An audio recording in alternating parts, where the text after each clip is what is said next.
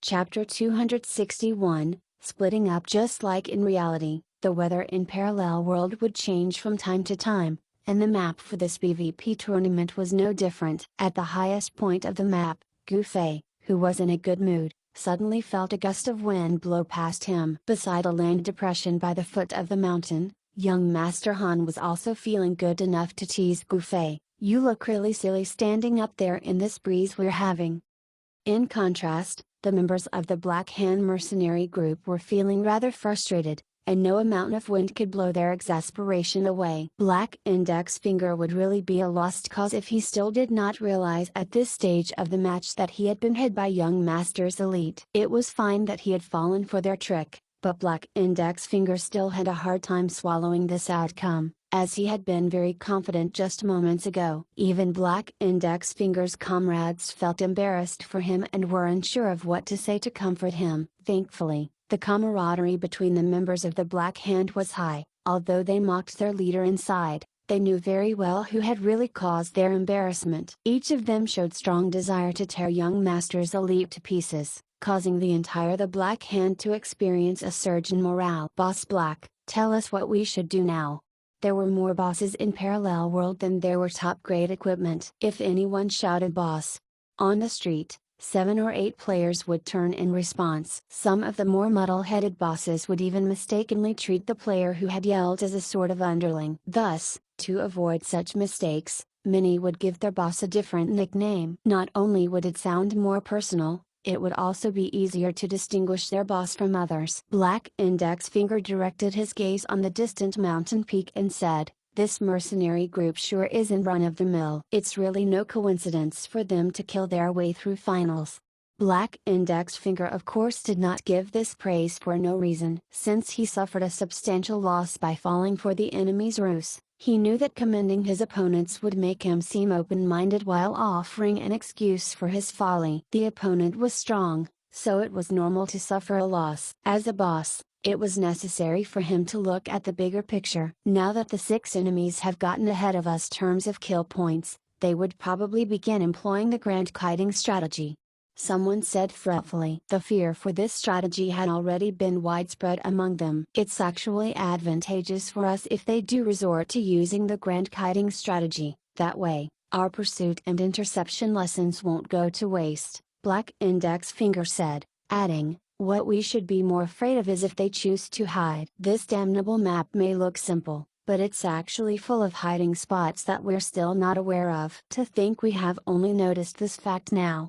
Black Index Finger's words unintentionally touched on the fact that young Master Han's strategies were born off detailed information and the latter having spent significant time and effort to gain a good understanding of every map's peculiarities ever since the start of the entire mercenary PvP tournament. Including his time participating in the Guild vs Guild tournament, young Master Han had practically perused over a dozen maps to date. Since Black Index Finger only noticed these things now, researching about the map himself would only breed greater anxiety. This essentially meant that thinking about this any further was useless. Hence, Black Index Finger did not bother deploying his men all over the map to research its terrain. Instead, he continued to gaze on the faraway mountain peak as he analyzed the situation from where he stood. "We have 6 opponents, only 6. There's no way they could fight us head-on, that must be why they're fighting us in such a roundabout way." Based on our intel, the 3 members of young Master's elite, a warrior, a knight, and a priest, should have slow movement speed.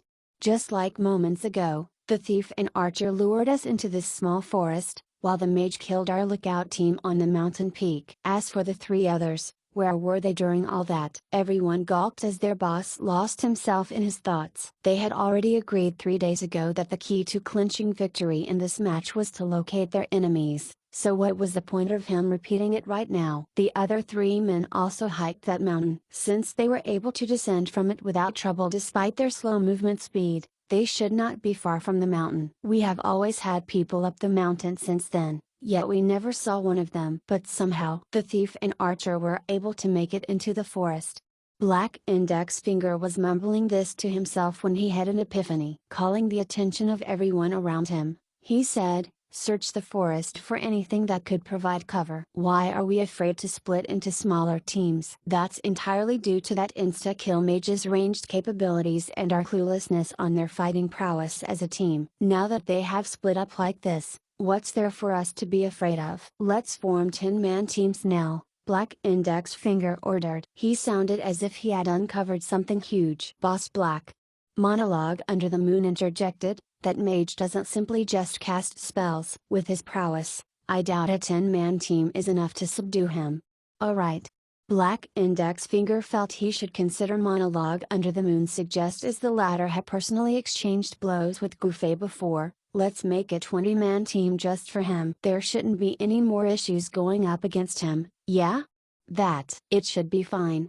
Monologue Under the Moon did not dare to affirm this so easily. He had gathered the same amount of players that day to intercept Gouffé, yet he had still been unsuccessful in the end. Take the lead for these 20 men, and try to take care of him up on that mountain, Black Index Finger said. Got it. Monologue Under the Moon would really lose face if he still showed fear at the prospect of facing a lone enemy together with these 20 men. Gouffé was currently occupying the mountain's vantage point, and the team coming for him did not know of any route to take him by surprise. It was highly likely for their target to flee at the sight of 20 men charging up the mountain. This task of taking the enemy down was not easy, after all. You three. Monologue Under the Moon selected 3 men from his team, circle to the back of the mountain and draw his attention. We'll aid you as soon as we can.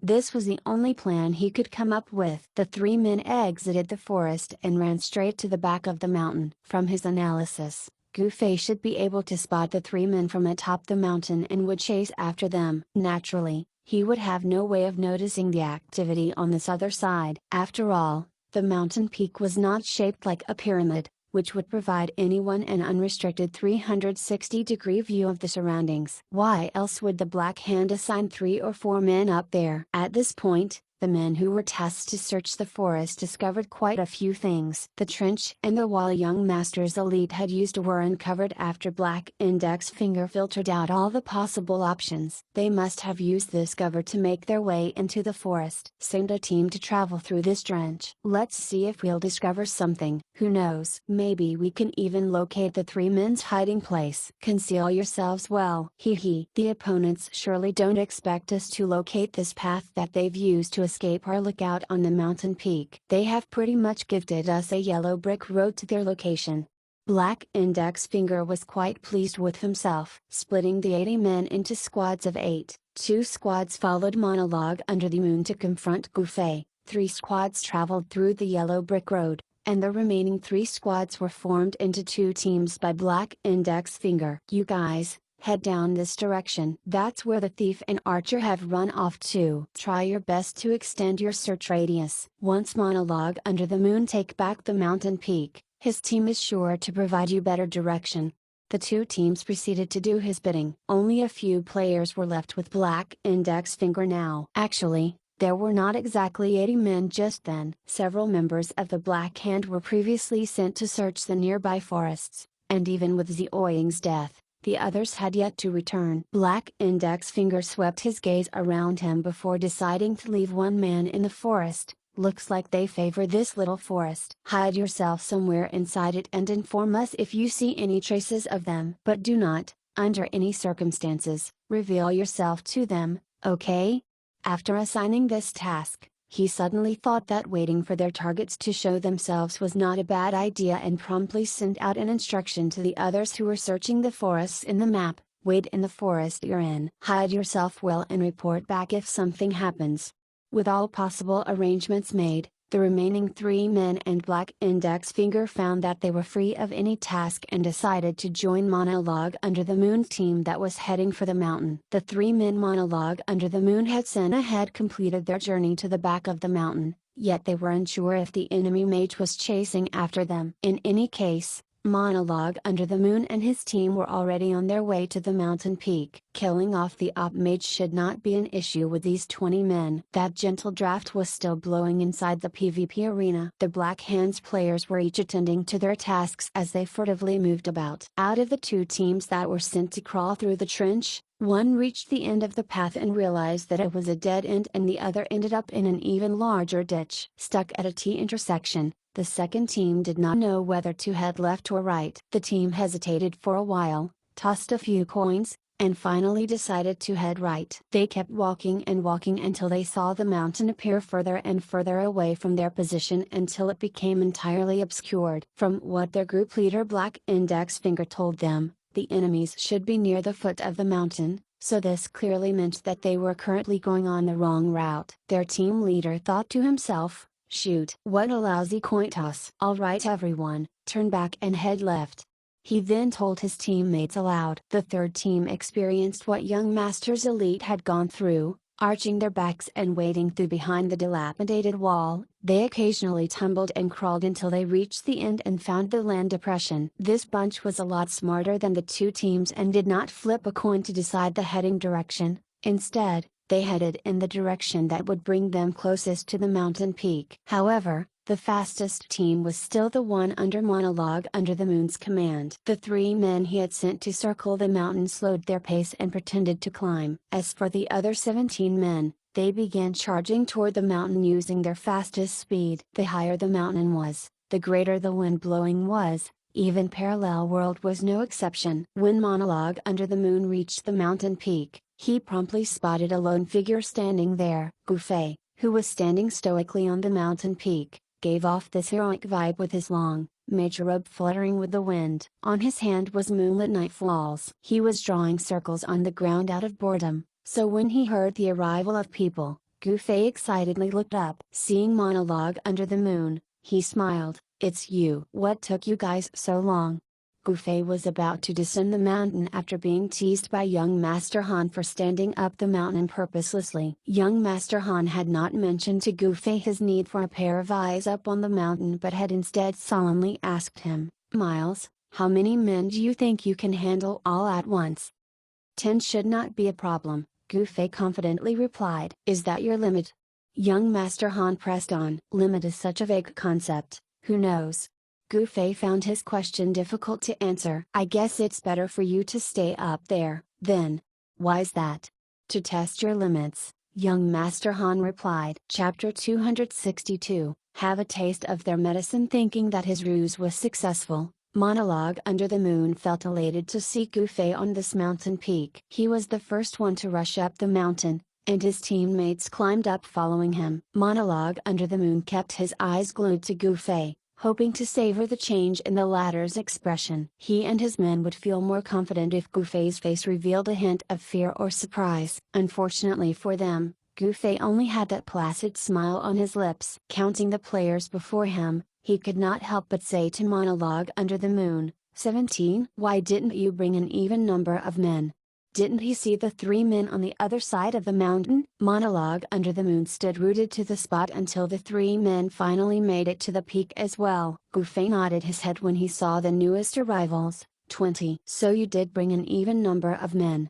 Monologue Under the Moon could not fathom Gufei's thoughts, but now that all his 20 teammates were present, he no longer felt scared of this one mage. With a wave of his arm, the 20 men spread evenly and surrounded Gufei. Everyone was pumped up. After getting tricked by their opponents time and time again, they finally got the chance to vent their frustrations. 20 men. Is that the limit you've set for me to challenge?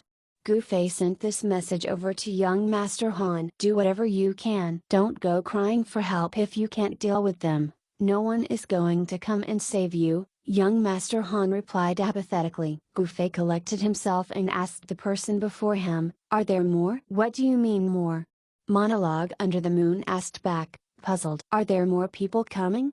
Gufei clarified. Monologue Under the Moon was too shocked to respond, which Gufei took in as a silent agreement. "Alright, facing 20 men is quite difficult. Don't blame me for not showing mercy." Gufei told the people present. What sort of joke is this? Monologue Under the Moon felt confused when his heart trembled. He clearly had the advantage in this fight with his 20 men, yet fear still gripped his heart. Attack! Monologue Under the Moon attempted to clear the unsettling feeling inside him by starting the fight. Descending Wheel of Flames. Descend. Blazing Tree of 1,000 Inferno. Arise. The mages in the 20-man team cast their favorite AO spells to begin the assault. It was impossible to dodge AO spells in this kind of encirclement, which did not give much room for mobility. If Gufei wanted to evade all the spells, he would have to break through the enemy's encirclement. However, Monologue Under the Moon and company would never be kind enough to let him do so. The spells were almost upon Gufei by now. Back when he had been fighting corrals, this was precisely how he had died without being able to put up a fight. The saying that the present cannot be compared to the past had never been truer, though. Now that Gufei had the blink skill, tactics employing encirclement were no longer a problem for him. As flames were about to break out from above and beneath him, Gufei raised his arm, uttered an incantation, and teleported himself behind an enemy. This was quite similar to the traditional children's game of handkerchief toss.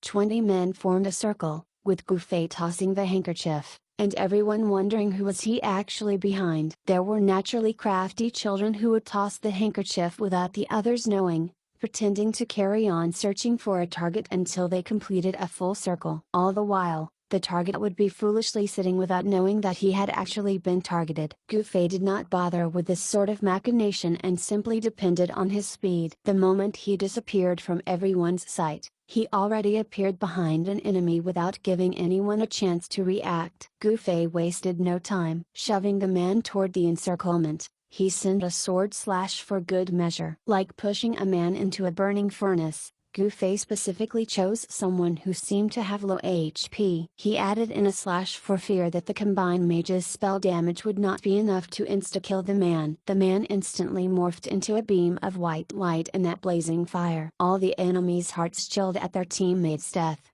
but they quickly recovered themselves and continued attacking Gufei. Monologue Under the Moon also did not get flustered, for he was mentally counting, "That's one spell down." According to their intel, Gufei's mana was only enough for him to cast about 4 spells. Monologue Under the Moon truly believed that depleting Gufei's mana was the key to dealing with him. While it seemed cruel to sacrifice his teammates for an enemy mage's mana, this was hardly an issue in the mercenary PvP tournament, as the penalty for dying was currently not being enforced. No one would actually mind sacrificing a little bit of experience points and similar rewards at the end of the match if it meant winning the overall PvP in the grand scheme of things. Gufei extended his sword and swiftly deflected an arrow on homing projectile that an archer had released when Gufei was still inside the encirclement and had managed to home in on him despite his blink. He then took several steps backward to distance himself from the other players. Everyone thought that Gufei was trying to escape when he began retreating. One of the thieves was even seized with anxiety at the thought of being unable to catch up to Gufei once he fled,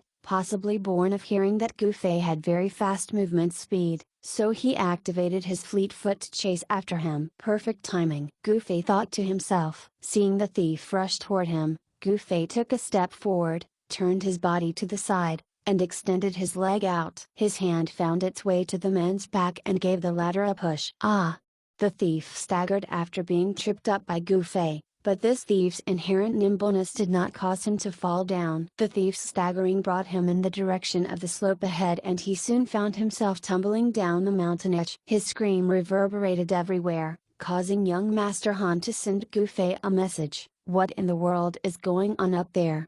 "I just pushed someone down the mountain," was Gufei's calm reply. The remaining 18 men stood rooted to the spot as they listened to their teammate's terrible scream on his tumble down the mountain. Kill them off properly. Can they even die from being pushed down the mountain?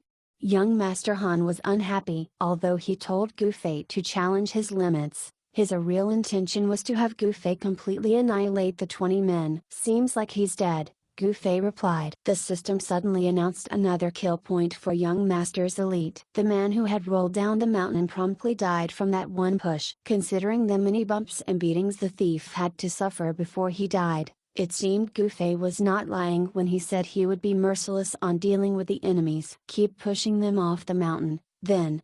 Young Master Han did not care how the men died as long as they were killed off, as they were also busy on their end. The 10-man squad that had taken the dilapidated wall route finally managed to locate the 3 members of Young Master's elite at the end of their journey. They were elated and awed by their boss's accurate judgment of the situation. "You're all surrounded." Some of the men seemed to have watched too many Hong Kong films too. Shouting at the 3 enemies, they pulled their bowstrings toward them. "The fuck are you shouting for? Just attack."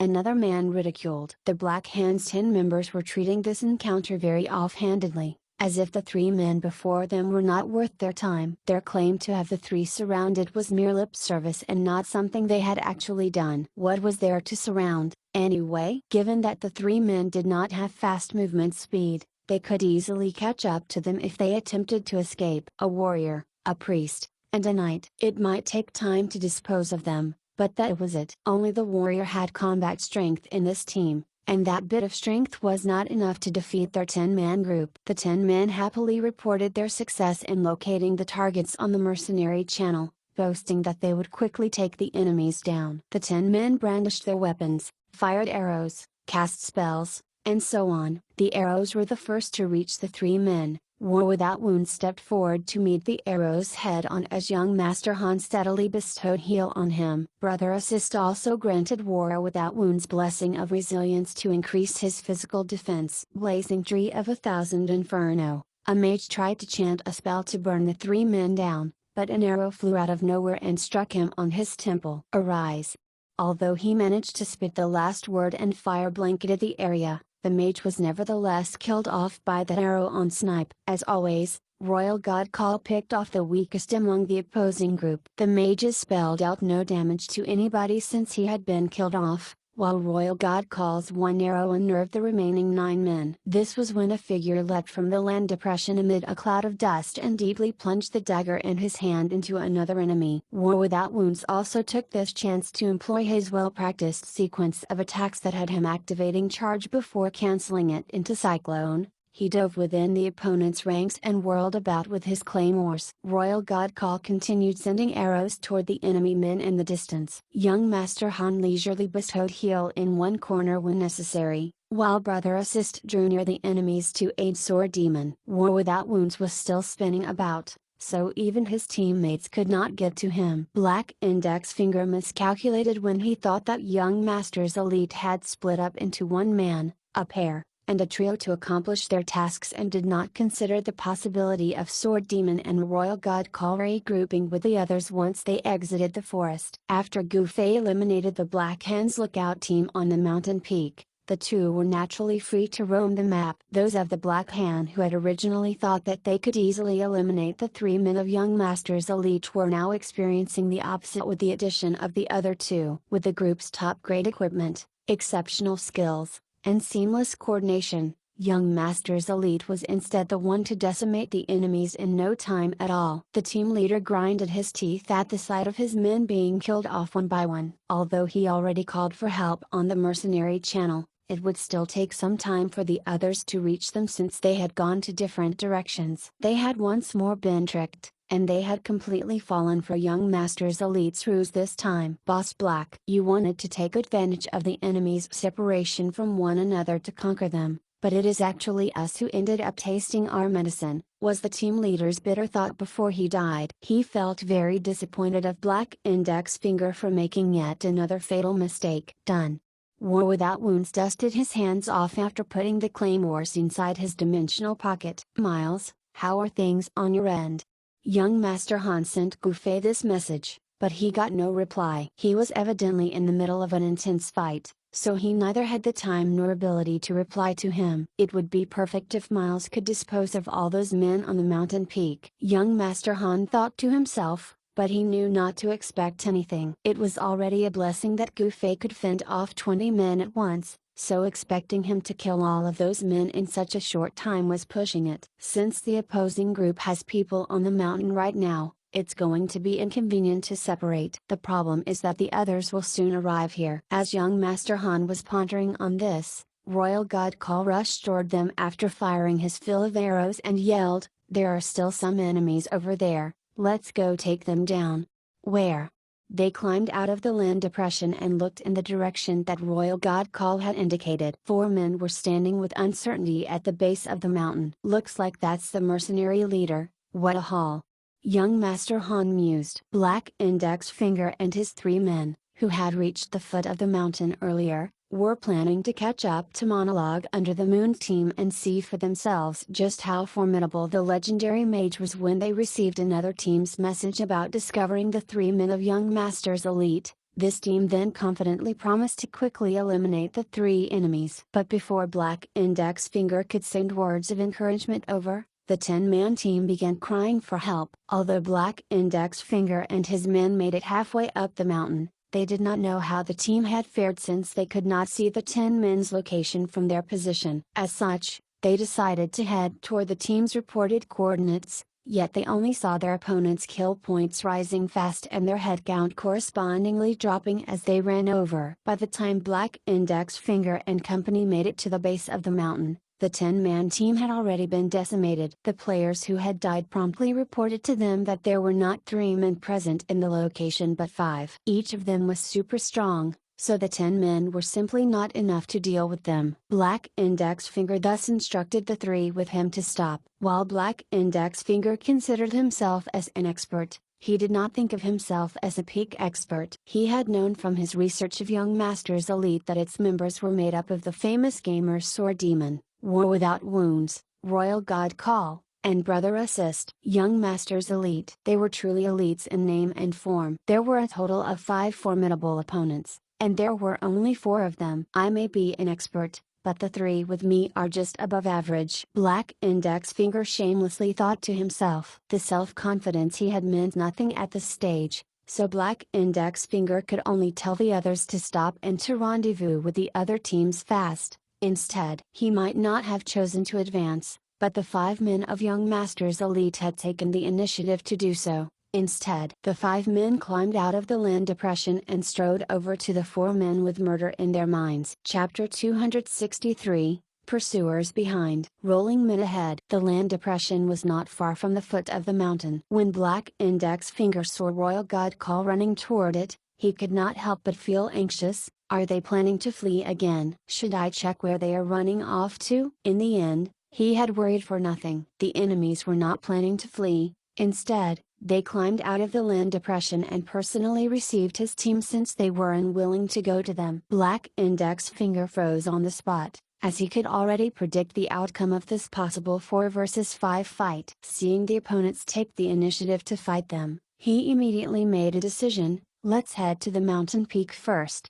Monologue under the Moon team on the mountain was a lot closer compared to the reinforcements heading over, so it was better for Black Index Finger's group to join with the closer team, as they would have a higher probability of achieving victory or stand a better chance stalling for time until the reinforcements arrived that way. With this thought in mind, Black Index Finger urged the other 3 men to climb up the mountain faster. It should actually be him that the others needed to hurry. After all, the one with the slowest movement speed among the 4 was the warrior Black Index Finger. It would in fact be safer for the 3 men to split up and hike on their own. While none of them knew just how much slower they were currently moving with the addition of the cumbersome Black Index Finger, their speed was certainly slower compared to if there were just the 3 of them. They had seen all the system notifications, so they naturally knew just how powerful their opponents were. Since Black Index Finger was their group leader, the 3 could only grumble about his slow running speed internally and fantasize about getting rid of the latter by kicking him down the mountain. And yet,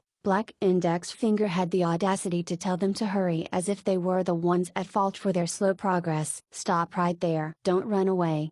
Royal God Call had fast movement speed and could shoot from afar, so when the 4 men entered his attack range, he promptly fired off an arrow on snipe. The 4 men became Royal God Call's moving targets and his arrows continued to pursue them as they hurriedly clambered up the mountain. There was no priest among the 4 men, so they could only endure the pain and lament the hardship that they were suffering right now. This was especially true of the man who had been hit by Royal God Call's snipe. Despite him not getting insta-killed, it was still a miracle that the man did not faint from how low his HP had dipped. His attack power is too high. The man was thoroughly unnerved by this, and he decisively abandoned all forms of loyalty by increasing his running speed, effectively leaving the others in the dust. Black Index Finger was constantly telling the three men to hurry, so he knew it would be inappropriate for him to comment on one of his teammates' act of speeding up. Helpless, he could only look at the remaining two men with him. The two were at least loyal enough to not leave Black Index Finger to his own devices, and the three continued to climb together under the enemy archer's trickle of arrows. Royal God Call's snipe is fortunately on cooldown, so the damage he could deal was not very high. Despite it being higher than the average archer's damage output, it was still within the tolerable level. Royal God Call was just one archer, and his bow was not an automatic rifle. It was perfectly normal for some of his shots to miss, considering how he was running as he shot arrows at the moving targets. Even the Olympics did not have such a difficult event like this. Royal God Call was always not too far off the mark, though, and the three men would break out in cold sweat whenever his arrows landed near them. Death was certain if any of them took his shots consecutively, since none of them had full HP right now. Black Index Finger was already moving at his fastest speed, but it was still difficult for the two men to distance themselves from their pursuers while matching his inherently slow pace. Oh, how they wished to do the same as their other comrade. With that, the four men continued to climb with one ahead and the other three trailing behind for quite some time. Suddenly, they heard cries coming from the mountain peak. They lifted their heads just in time to see three men with flailing arms desperately trying to regain their balance right by the mountain edge. Anyone looking could tell that it was too late, though, as the players tumbled down soon after. This situation took the four men by surprise. Arrows were still flying from behind them, and now rolling logs, no wait, rolling men were blocking their advance. Was this how a high ground assault was done in ancient times? The man climbing ahead identified the tumbling men to be their brothers in arms, and he moved to intervene in the first man's downward roll. However, he might have been too confident in his assumption that he could stop the man from rolling down the slope. Did he even consider how much strength he had, or the accumulated force behind the downward roll of the man? Were his slender arms enough to counter the force created by the man's downward roll? Surprisingly, he managed to do just that. But if there was one thing that physics taught people, it was that either of these two outcomes could be achieved from such a thoughtless action. One was for the object to come to a complete stop, and another was for it to continue in a uniform motion. The two unfortunately had the second outcome, which had them rolling down the mountain once more. The player who had attempted to stop his comrade's downward roll became the rolling man as well. Soon after, the two gained speed and tumbled down faster than ever. Black Index Finger and the two others, who were just slightly below the men, were originally planning to stop their downward roll, but none of them dared to do it after witnessing their brother-in-arm's disastrous attempt. Instead, they acted clueless on what they should be doing when the rolling men neared them. In the end, they could only watch on as the two tumbled past them. The three men exchanged glances and silently expressed their shame. Seeing another person tumbling down, the three men worked together to assist him. One man might not be enough to accomplish the task, but three men working together would be different, right? One man tumbling down the slope had rolled off course, so only one man could be saved by the three. They marveled at how coincidental this was. Decisively abandoning the other, the three men surged forward to receive the one tumbling before them and easily managed to stop his downward roll. The man who had rolled down half the mountain continued to howl in pain even when he got rescued. Based on the man's painful cries, the three firmly believed that the rolling men would most likely die if they continued to tumble all the way to the base of the mountain. "Bro, are you okay?" Someone shook the man back to his senses. "Oh?" The man slowly opened his eyes and was elated beyond words when he realized that he had stopped rolling downward, profusely thanking Black Index Finger and the others for their help. "No need to thank us, we're all in the same mercenary." Before this man could finish his sentence, he had turned into a beam of white light. Black Index Finger and the other man's expression changed instantly. They had forgotten about the opponents pursuing them. Black Index Finger quickly helped the man who had rolled downward to his feet and said, "Quick, climb back up the mountain." "Up the mountain?" the person asked, exclaiming, "But it's dangerous up there." "Dangerous?" Black Index Finger asked, baffled, "Isn't there just one enemy up there?" While there was indeed only one man on the mountain peak, that man was the most dangerous player in the game. Spellcasting in Parallel World was split into two steps. First was the name of the spell itself. Just saying it would consume mana. Second was the activation word itself. This would let the caster execute the spell. If only the spell's name was said, the spell would not work. This meant that no damage could be generated. Just like in the various safe zones in game, anyone could chant a spell and form it, but the activation word would have no effect. Once people learned of this, they resolved to dodge upon hearing mages chant spells. This was why most mages out there would not shout the incantations. Instead, they unanimously chose to quietly utter them, as if whispering sweet nothings to a lover's ear with great articulation. The words they spoke might sound mellow, yet the spell's magic attack power would still be just as powerful. As for Gufei, he was not whispering the spell's incantation at all. Blazing 3 of 1,000, all ran off just as they heard him chanting. He was the insta-kill mage, so no one doubted the might of his spells. Naturally, they preemptively got themselves to safety rather than risk it. Seeing that Gufei was pointing his sword at where they were standing, the men scampered to the mountain edge. This was precisely what Gufei was after. He had cast the spell with every intention to stop short of completing it. He then quickly changed the spell he was chanting and teleported himself at the side of the mountain where the Black Hand's men had gathered. Gufei had managed to push the 3 men before off the edge by using this method. He has cast Blink twice and Twin Incineration once so far. Monologue Under the Moon tallied the spells Gufei had cast in his mind as his heart beat with trepidation. If Gufei did not have mana issue and could endlessly cast all the spells he knew, would there even be room to doubt his capability to insta-kill 20 or even 30 men by himself? What truly puzzled Monologue Under the Moon, though, was how Gufei could possess quick reaction time that allowed him to effortlessly evade their attacks and dish out unavoidable strikes. Out of all these players who had directly crossed swords with Gufei, one was pushed into friendly fire, another was shoved off the mountain, and 3 were insta-killed with his Twin Incineration. 3 more men were pushed off the mountain moments ago, yet it soon became clear that chanting Blazing 3 of 1,000 Inferno was just a ruse. Only 12 men were left from the original 20 men that Monologue Under the Moon had brought with him on the mountain peak. Right now, Gufei's remaining mana was only enough for casting Twin Incineration once and perhaps Blink as well. Monologue Under the Moon had been enduring all this while. He even reminded everyone constantly, "Don't panic. He has long casting time. We have plenty of time to evade his spell after hearing his incantation." This particular weakness of Gufei had been said countless times in the Black Hand, yet the insta-kill mage's aura was truly oppressive, and none of them was able to act calmly when facing him for real. In fact, all of them had pretty much forgotten about this aspect of his casting speed once they heard him chant. The Black Hand was very aware of Gufei's weakness by now. Monologue Under the Moon had exchanged blows with him before as well. Right now, everyone took care to stand apart from one another. They would not let Gufei kill 3 men with 1 Twin Incineration again. His fake casting to push people off the edge was also found out by everyone present. Only one spell left. What spell is he going to use? Monologue Under the Moon kept his eyes strained on Gufei. He can't possibly be thinking of teleporting himself right next to me to shove me off the mountain, right? Although Monologue Under the Moon was quite far from the edge, the thought still sent a chill down his spine. The others shared Monologue Under the Moon's sentiment. Despite holding numerical superiority in this fight, they were anxiously waiting to see what Gufei would do next. Gufei still had that placid smile on his lips. Evidently, he held the advantage in this fight,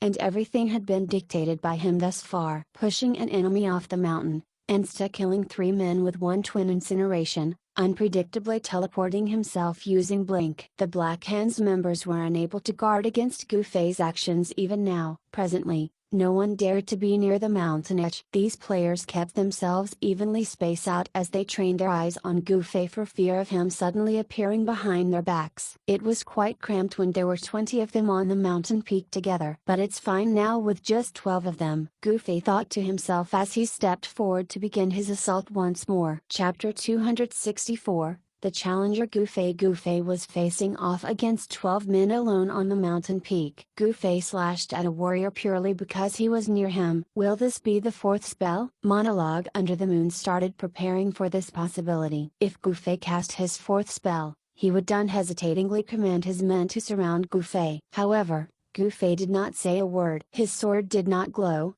either. The warrior, who had bravely received Gu Fei's slash, happily exclaimed when he saw the minimal damage inflicted on him, "I'm fine. It's just a basic attack."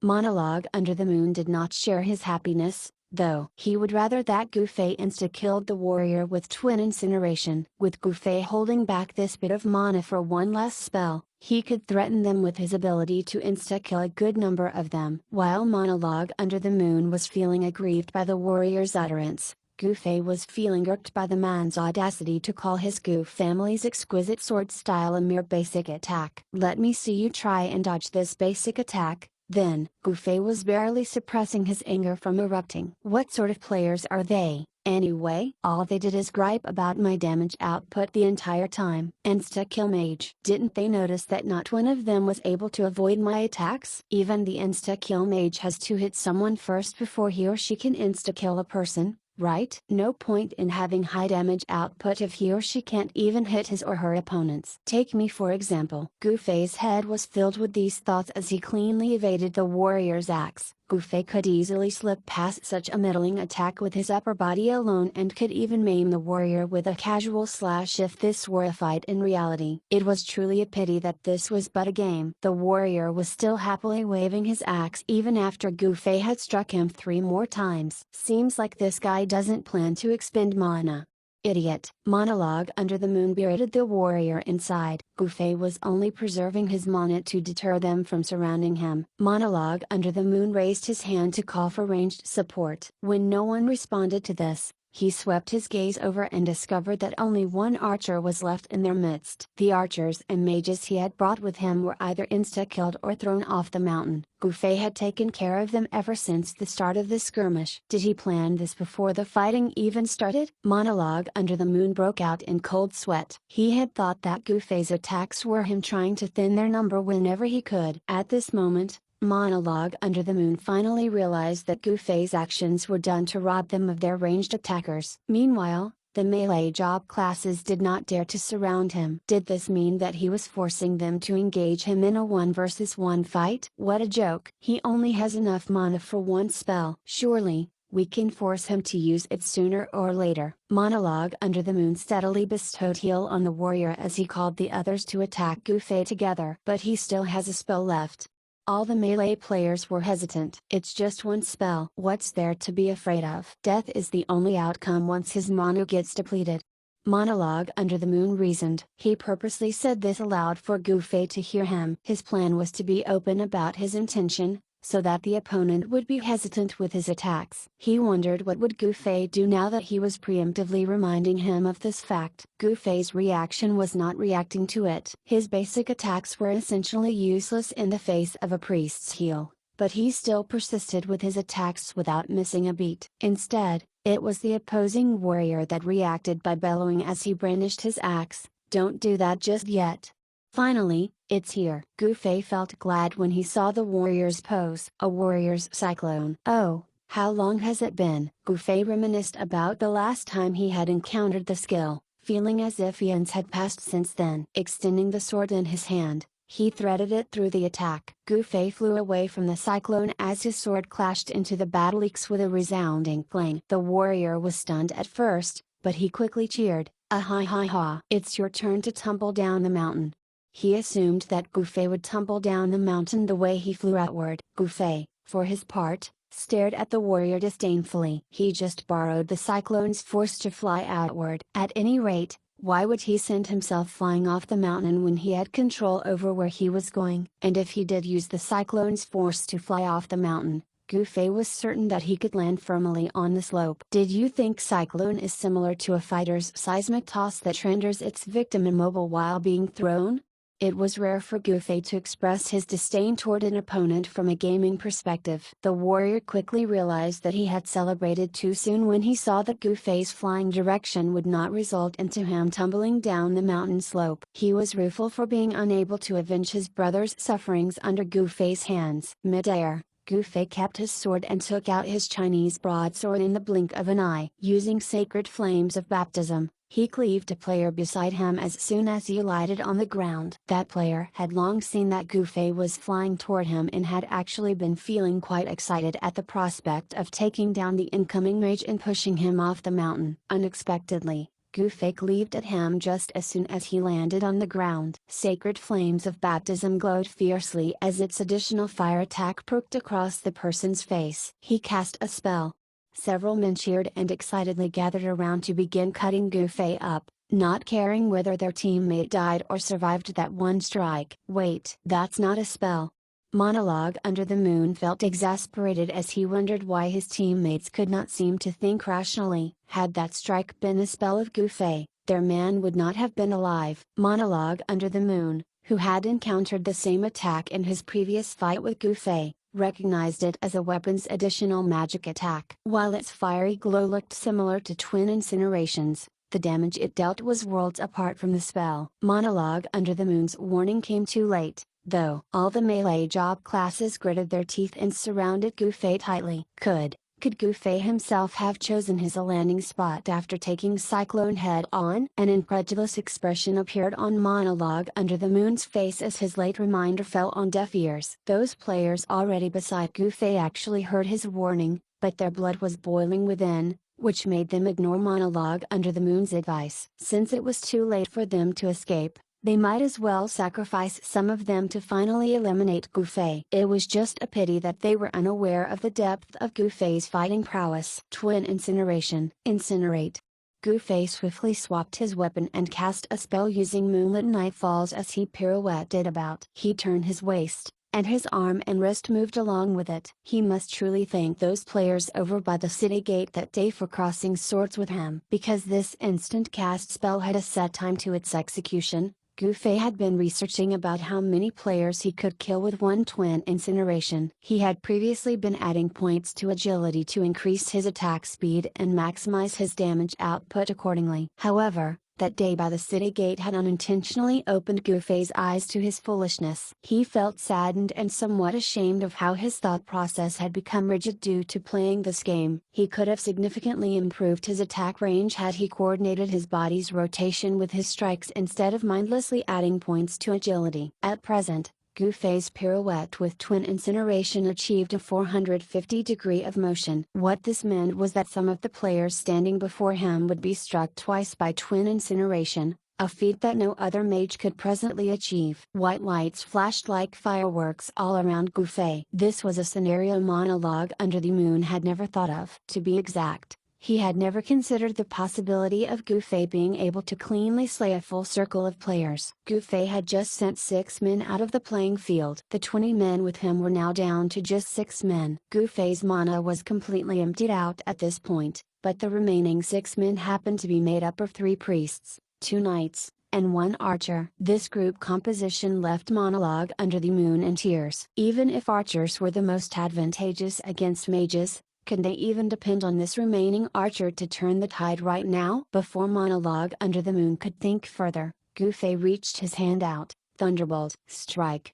Lightning came crashing down on the archer, instantly killing him and saving Monologue Under the Moon the trouble of thinking further about this. Gufei actually still had some mana left after casting 4 major spells. His only options were either Fireball or Thunderbolt. Given that the latter was a level 40 spell available only after his job class advancement, it was certainly enough to insta-kill a low HP job class when used in tandem with his over-leveled equipment. Standing defenselessly before Gufei were 3 priests and 2 knights, Parallel World's well-known non-combat job classes. Gufei was not about to show mercy on them for that, however. He had yet to triumph over young Master Han's challenge. After all, changing his weapon once more, Gufei wielded sacred flames of baptism and dove straight toward Monologue Under the Moon while re-equipping all the trinkets and gear that increased his additional fire attacks proc rate. Gufei sure had painstakingly expended quite the effort to bait everyone this time. Chapter 265,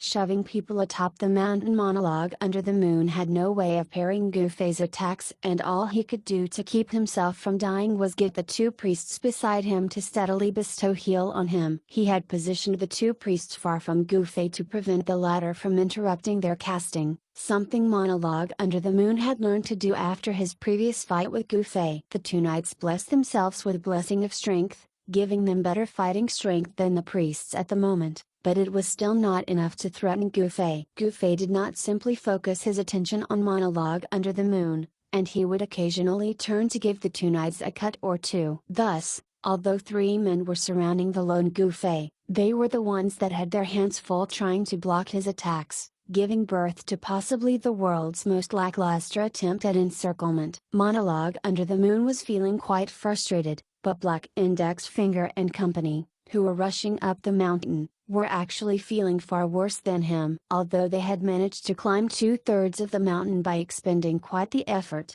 the slow movement speed of the warrior Black Index Finger still made them bristle with anger and feel fearful. The fear they felt did not originate from the two speedster Sword Demon and Royal God Call that were hot on their heels, however, rather, it was from the sight of the steadily increasing kill points of the opposing team that mirrored their ascent to the mountain. The Black Hen had 6 enemies for this match, and 5 were just right behind them. This meant that the enemy responsible for all the kill points was the one that they could not see at the moment. Black Index Finger was just confused at the start, but when young Master's Ali turned 6 kill points at once, he found himself stopping in his tracks. Thinking about it now, it seemed that he was getting out of the frying pan and into the fire by climbing up this mountain. Black Index Finger could not explain why he had such a thought, so he sent Monologue under the moon this message when the opponent earned another kill point: "How many men do you have left up there?" Based on the number of members he had left, Black Index Finger could tell that many men had died on the mountain peak, yet he simply could not wrap his head around this fact. 5. Monologue under the moon was currently in a tight spot. No matter how hard he tried to evade Gufei's attacks, he could not seem to avoid them at all. At the moment, he decided to take all the blows coming at him and prioritized replying to Black Index Finger, instead. "How did that happen?" Black Index Finger asked, petrified. "To be able to defeat 15 players." Black Index Finger did not doubt that the 5 remaining players on the mountain peak would be slain by the time he got there himself. Would he not just be sending himself to his death by going up there at this rate? He sighed audibly at thought of this. It was then that a cry came from someone beside him. When Black Index Finger and his men halted their steps, Royal God Call took that chance to unerringly fire off an arrow at one of them. "What now, Boss Black?" this person asked anxiously. Black Index Finger and company knew that they were currently caught between a rock and a hard place, and they needed to firmly decide on their next step fast. In the meantime, they moved left and right to evade the arrows continuously coming from behind them, making them look like people happily dancing to a tuneless song. Black Index Finger looked afar and saw that his other teams were currently rushing over to them. Unfortunately, his reinforcements were in no way faster than the 5 men who were closing in on them with every passing second. As Black Index Finger hesitated over on what to do, Monologue under the moon sent him another message: "Where are you, Boss Black? Are there men coming over to help us?" Monologue under the moon was very vexed right now. He did not call for backup just then when his men got reduced to 12 because he thought that they could still eliminate Gufei once the latter ran out of mana with his 4th spell. But he soon entered this precarious situation, so he had no choice but to ask for reinforcement now, not knowing that Black Index Finger and company were on their way to them. "I'm halfway up there," Black Index Finger replied. "Please hurry up, then." "He's now out of mana," Monologue under the moon exclaimed. Black Index Finger slightly trembled when he heard this and he hastily urged the 2 men beside him, "Let's hurry up the mountain." "Why?"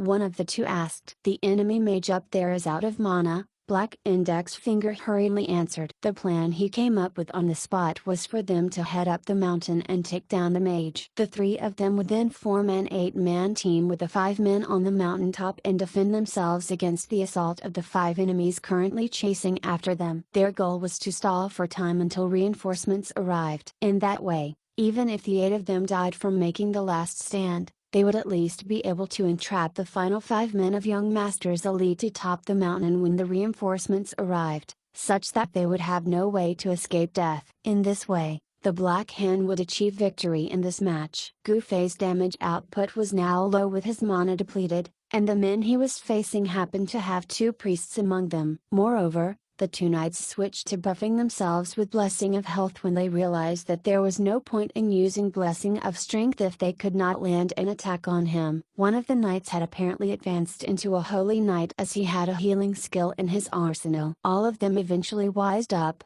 opting to spread out and take turns healing Monologue under the moon of the damage dealt on him by Gu Fei. This went on for quite a while and the men soon realized that they were actually not in such dire straits as they had previously assumed. The attack power of the mana-depleted Gu Fei was feeble. If Sacred Flames of Baptism's additional fire attack did not proc, his strikes could directly be ignored, and if the trait did proc, its infrequency could not fluster the person in charge of healing. Since 3 men were taking turns healing Monologue under the moon, they could even consume food to replenish their expended mana in between, essentially bringing this fight into a stalemate. Only Monologue under the moon actually had it hard, as he had unofficially become the dummy for Gu Fei's attacks, decorating his body with cuts, bruises, and even burns. Besides the glum Monologue under the moon who was taking the brunt of Gu Fei's assault, his teammates were now feeling quite relaxed and would probably sit back and gladly watch Gu Fei's futile performance if they were permitted to do so. Naturally, Gu Fei was aware of how futile his every action right now was. Back when the 3 men were surrounding him, he would deliver cuts to his left and right, causing the 2 priests to get flustered and to toss heal haphazardly. Gu Fei was hoping to deplete the priests' mana this way so that he could slay them one by one. Unfortunately, his opponents were quick-witted enough to see through this plan at their moment of crisis. There was literally no sense in him continuing this fight at this rate. With that thought in mind, Gu Fei decisively stopped his attacks and returned the Chinese broadsword to his dimensional pocket. As the 5 men eyed him suspiciously, Gu Fei shrugged his shoulders. "Since I can't kill you lot, why bother fighting?" "What are you up to now?" Monologue under the moon nervously asked. In his mind, Gu Fei was utterly diabolical and someone who was always up to some tricks. "Can't you guys tell that we've reached the stalemate? It's a waste of time to continue on at this rate," Gu Fei answered before sending young Master Han this message. "It's no good. I failed your challenge. I ran out of mana and there are still 5 of them left. With 3 priests and a Holy Knight, there's no way I can slay them." "Hold on, we're almost there," was young Master Han's reply. "Really?" Gu Fei walked toward the mountain edge while ignoring the Black Hand's players around him as if they were rare. Honestly speaking, fighting against the 2 non-combat job classes was boring for Gu Fei. "Your comrades are about to arrive." The first people Gu Fei spotted as he stood by the mountain edge were of course Black Index Finger and company. Close to them were Royal God Call and Sword Demon, while young Master Han, War Without Wounds, and Brother Assist trailed behind them all. Further away were the 4 teams of the Black Hand mercenary group that were coming toward the mountain from separate directions. Gu Fei standing precariously by the mountain edge was such a tempting sight that one of the knights could not help but stealthily approach him. When the knight's companions realized his intention, silence fell on the mountain peak. "Sword Demon and Royal, you 2 run a little faster. Catch up to them." Gu Fei waved to them animatedly. His fellow mercenaries nationally did not notice his action. As for the knight, he hurriedly closed the gap between him and Gu Fei at this moment. He was about to push Gu Fei over the edge when the latter turned around. The knight's arms were already outstretched forward. Seeing that Gu Fei had chosen to turn around at this exact moment, the knight threw caution to the wind and proceeded with his plan to push Gu Fei over the edge. Gu Fei turning around was no coincidence, though. Quickly turning his body sideways, Gu Fei grabbed one of the knight's arms and pulled the latter to the trajectory of his push. Speaking of which, the knight only tried pushing Gu Fei slightly to tip him over. He was not gutsy enough to sacrifice himself just to push Gu Fei off the mountain edge, so his arms merely shot forward ever slightly. Hence, Gu Fei's attempt at amplifying the knight's forward momentum by pulling him forward was not enough to topple the latter over the edge. Gu Fei was not about to let this opportunity slip by, though. With his arm pulling the knight forward, Gu Fei tried to trip the latter using his leg. Few moves that focused on tripping an opponent existed in Kung Fu. Gu Fei did his best to trip the knight, but his strength was just insufficient to accomplish the task. In any case, he still managed to force the knight to the ground. Since the knight did not trip or fall, Gufei could not even label his attempt as anything but forced. The two's scuffle was naturally witnessed by the people climbing up the mountain, and these people wondered what sort of epic fight was occurring to necessitate the pair into bringing it near the edge. The four men on the mountain, meanwhile, took inspiration from the two's struggle. Monologue Under the Moon quickly urged the other three, "He's got no mana right now, which means his damage output can practically be ignored. Let's go toss him down now." Gufei felt stunned when he heard this. Indeed, such a despicable way of fighting was possible in this Vermo. This often happened when one side held numerical superiority in a fight. The side with more men would tank the enemy's attacks as they tried to grab a hold of the enemies. Back then, Cloud Herdor's men had tried doing exactly this when they had crowded around Gufei outside a spawn point. This sort of fighting maneuver was ultimately seen by many players as barbaric and despicable, and they wished not to be associated with it. This opinion only became popular among the skilled players the more they progressed into the game. Even a rabbit would bite a human when flustered, though. Monologue Under the Moon and the remaining men of the Black Hand were bullied by Gufei to the point of them discarding their image as they resolutely strode toward him. Gufei was honestly afraid of what these men had set their minds to do. They even ignored the slash he had sent their way and just continued to surround him. With his mage character's meager strength, Gufei simply had no way to fend them off despite his superb fighting skill in reality. What he needed to do now was avoid them at all cost. Thus, Gufei bitterly ran away from the four men, dodging and weaving through them as they tried to grab a hold of him. Phew. Luckily, I have faster movement speed than them. Gufei wiped non-existent sweat off his forehead, thinking, if drifting were the one to run out of mana right now, he would certainly be unable to escape these men. Chapter 266 The Flying Gufei. Black Index Finger had once stopped in his tracks when he had learned of his men's fate on the mountain peak. Upon reaching the top, he once more found himself standing rooted to the spot. The mountain top had limited space, yet Gufei and the four members of the Black Hand appeared as if they were currently playing a game of chase. The atmosphere was somewhat lively and harmonious, making Black Index Finger wonder if he had just been transported to an alternate dimension. Amid Monologue Under the Moon and his men's cries of, "Over there, block him," and so on, Gufei spotted Black Index Finger bounding toward him with undisguised glee and he promptly yelled, "Let's have a duel." Gufei had had enough of this comedic situation by now. Black Index Finger had yet to make sense of things on this mountain peak when Gufei greeted him with a sword slash. The flames that lit Gufei's blade gave Black Index Finger quite the fright, thinking that he was a goner against Gufei's twin incineration. But when he saw his HP barely dip, he quickly calmed down. Indeed, most players struggled to discern the minute visual difference between Sacred Flames of Baptism's additional fire attack and Twin Incineration's effect at first glance. Monologue Under the Moon also spotted Black Index Finger at this point, yet Gufei was the one who stood beside their group leader and solemnly told them, "Alright, enough games, let's properly fight now." Black Index Finger took Gufei's words as a cue to send a sword slash at the latter while he told his other men climbing up the mountain, "Quickly take care of him."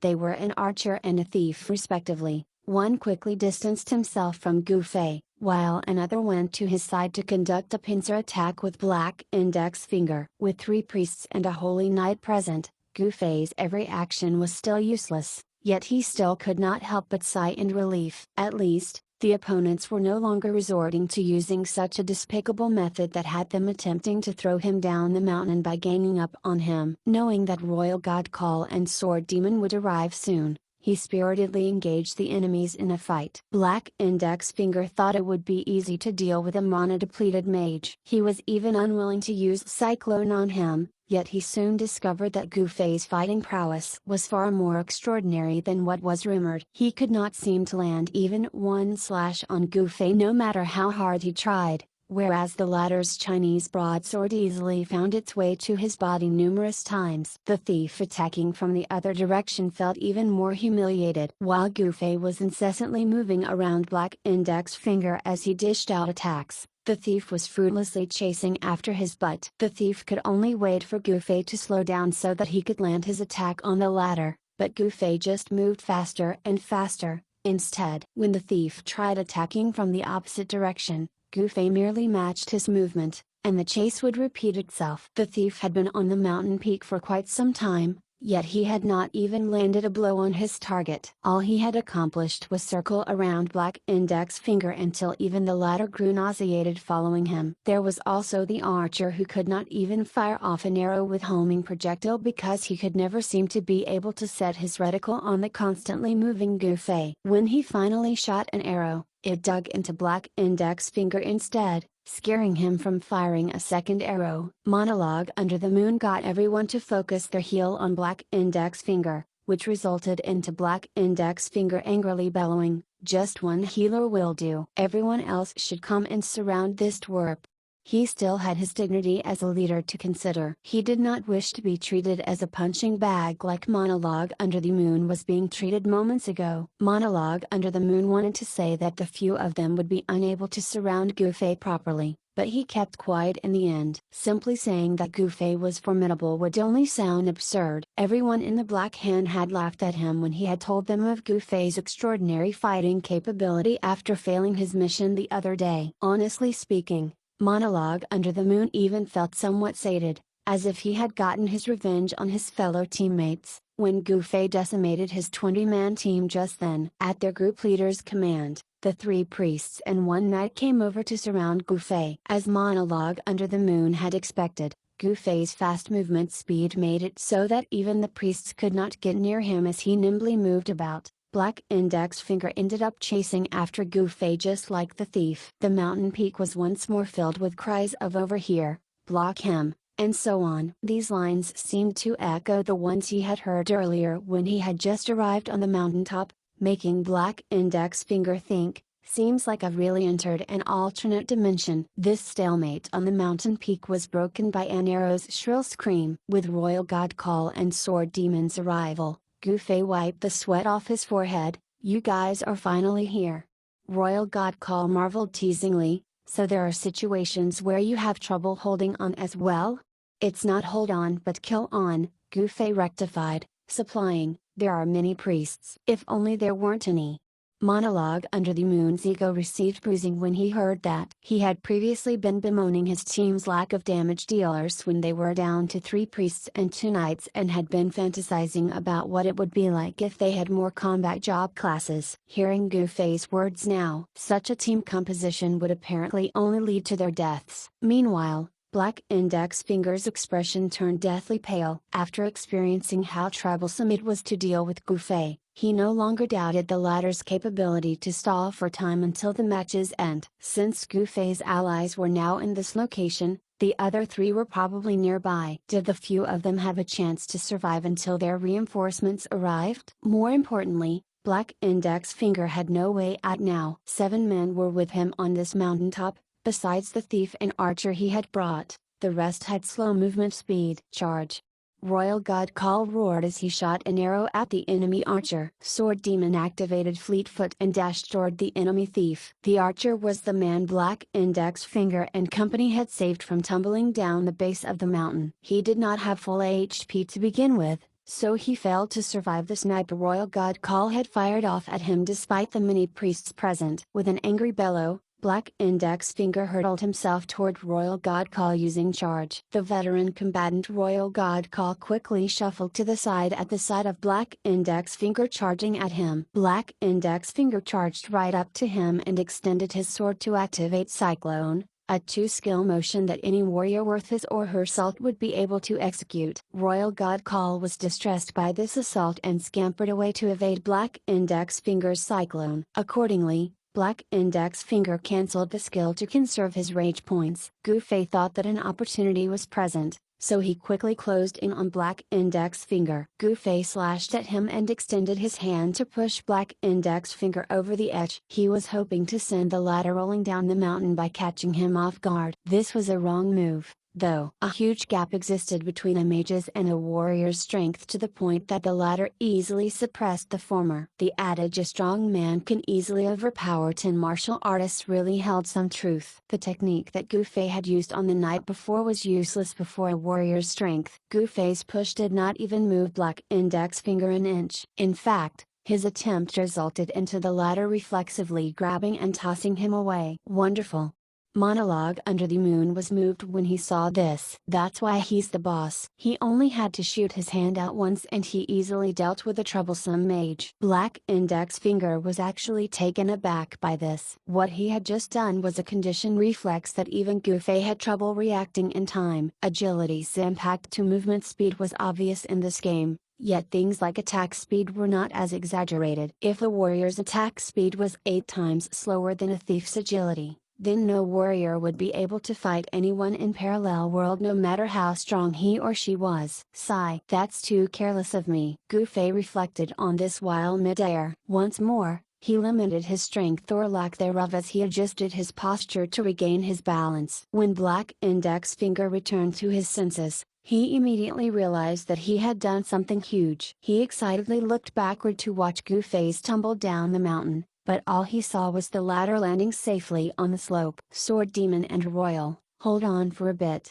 Gu Fei shouted toward the mountain peak's direction. Fishing out an apple to munch on, he decided to replenish his mana instead of promptly heading back to the combat zone. Monologue Under the Moon's expression changed when he heard Gu Fei's shout. How was he fine after being tossed off the mountain peak like that? He ran toward the mountain edge, looked down, and saw Gu Fei calmly eating an apple. Turning his head over, he and Black Index Finger exchanged looks. We can't let him recover his mana.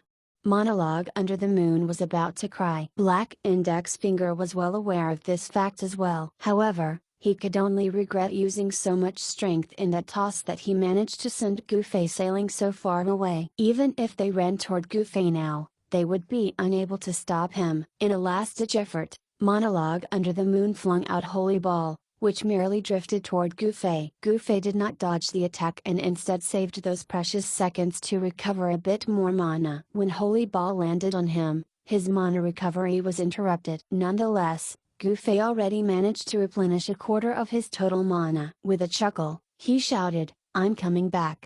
He then pulled out Moonlit Nightfalls and rushed toward the mountain peak. We're doomed. Monologue Under the Moon was a meticulous person and he had been observing Gu Fei's fighting style, hoping to find any weakness. He did not find any, but he became aware of Gu Fei's fighting habit. Gu Fei would wield his Chinese broadsword whenever he ran out of mana, and he would change it to that non-appraisable sword whenever he had mana. Actually, Sword Demon and Royal God Call had almost finished decimating the players on the mountain peak by themselves. The enemy thief died under the two's joint assault without giving the enemy priests ample time to heal him. They then bullied the 2 priests and one knight in a relaxed manner. All the while, Black Index Finger and Monologue Under the Moon were lamenting about Gu Fei's recovery of his mana over by the mountain edge. What else was there to say about the ensuing scene? Black Index Finger, Monologue Under the Moon, the 2 priests, and a knight had slow movement speed, so it was essentially impossible for them to escape from Gu Fei, Sword Demon or Royal God Call at this point. They could also not rely on the 3-man healing method that they had used before, since Gu Fei and company could easily insta-kill any job classes by cooperating with one another. Black Index Finger might be tough, but he could still not survive the combined damage output of Sword Demon's backstab, Royal God Call's snipe, and Gu Fei's twin incineration. The rest of the Black Hand on the mountaintop was handily eliminated in this way. The 3 men of Young Master's elite headed to the mountain edge and surveyed the land below. Young Master Han and the 2 others were almost about to reach them, while the Black Hand's 4 teams that were supposed to support the now eliminated Black Index Finger were making their way over to this highly contested vantage point as well. Chapter 267, Cleaning up the PvP field. Now that the mountain peak was spick and span, Young Master Han, War Without Wounds, and Brother Assist quickly made their way over. Comrades, thank you for your hard work. Young Master Han smiled to the other 3 members of Young Master's elite. TSK. No one bothered to reply to him. Gu Fei almost threw Young Master Han off the mountain when he saw him putting on airs. They were evidently the ones doing the fighting, Yet young Master Han made it seem as if he was the final boss. Just seeing him stand by the mountain edge with his priest robe swaying in the breeze, any distant onlookers would think that he was a person of heroic proportions. With this thought, young Master Han pointed toward a path leading to the mountaintop where team was currently traveling on. Miles, I'll leave that team to you. Oh? Gu Fei glanced over as he continued to munch on an apple. Royal, pester that team over there. Young Master Han pointed toward another team. Royal God called determinedly, slung his bow across his back and said, I'm off. He then took his leave from the mountain peak. Sword Demon, deal with that team over there. Young Master Han pointed toward the third team. Won't Sword Demon have trouble by himself? Brother Assist cautioned. Sword Demon was not an archer, after all, although he had fast movement speed. Sword Demon's need to get into melee range made his task a lot riskier than Royal God calls. It's fine. Sword Demon calmly followed Royal God call down the mountain. Nothing for me again, huh?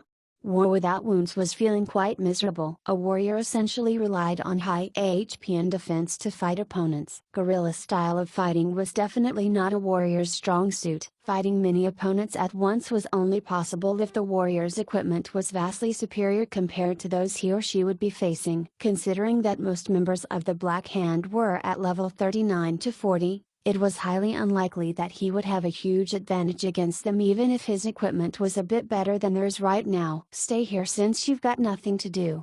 Young Master Han sat cross-legged by the mountain edge, took out 2 bottles of liquor from his dimensional pocket, and offered it to the two with him. Want some? War Without Wounds and Brother Assist shook their heads. Young Master Han set one bottle beside him and held the other up, mumbling, it's not cold enough.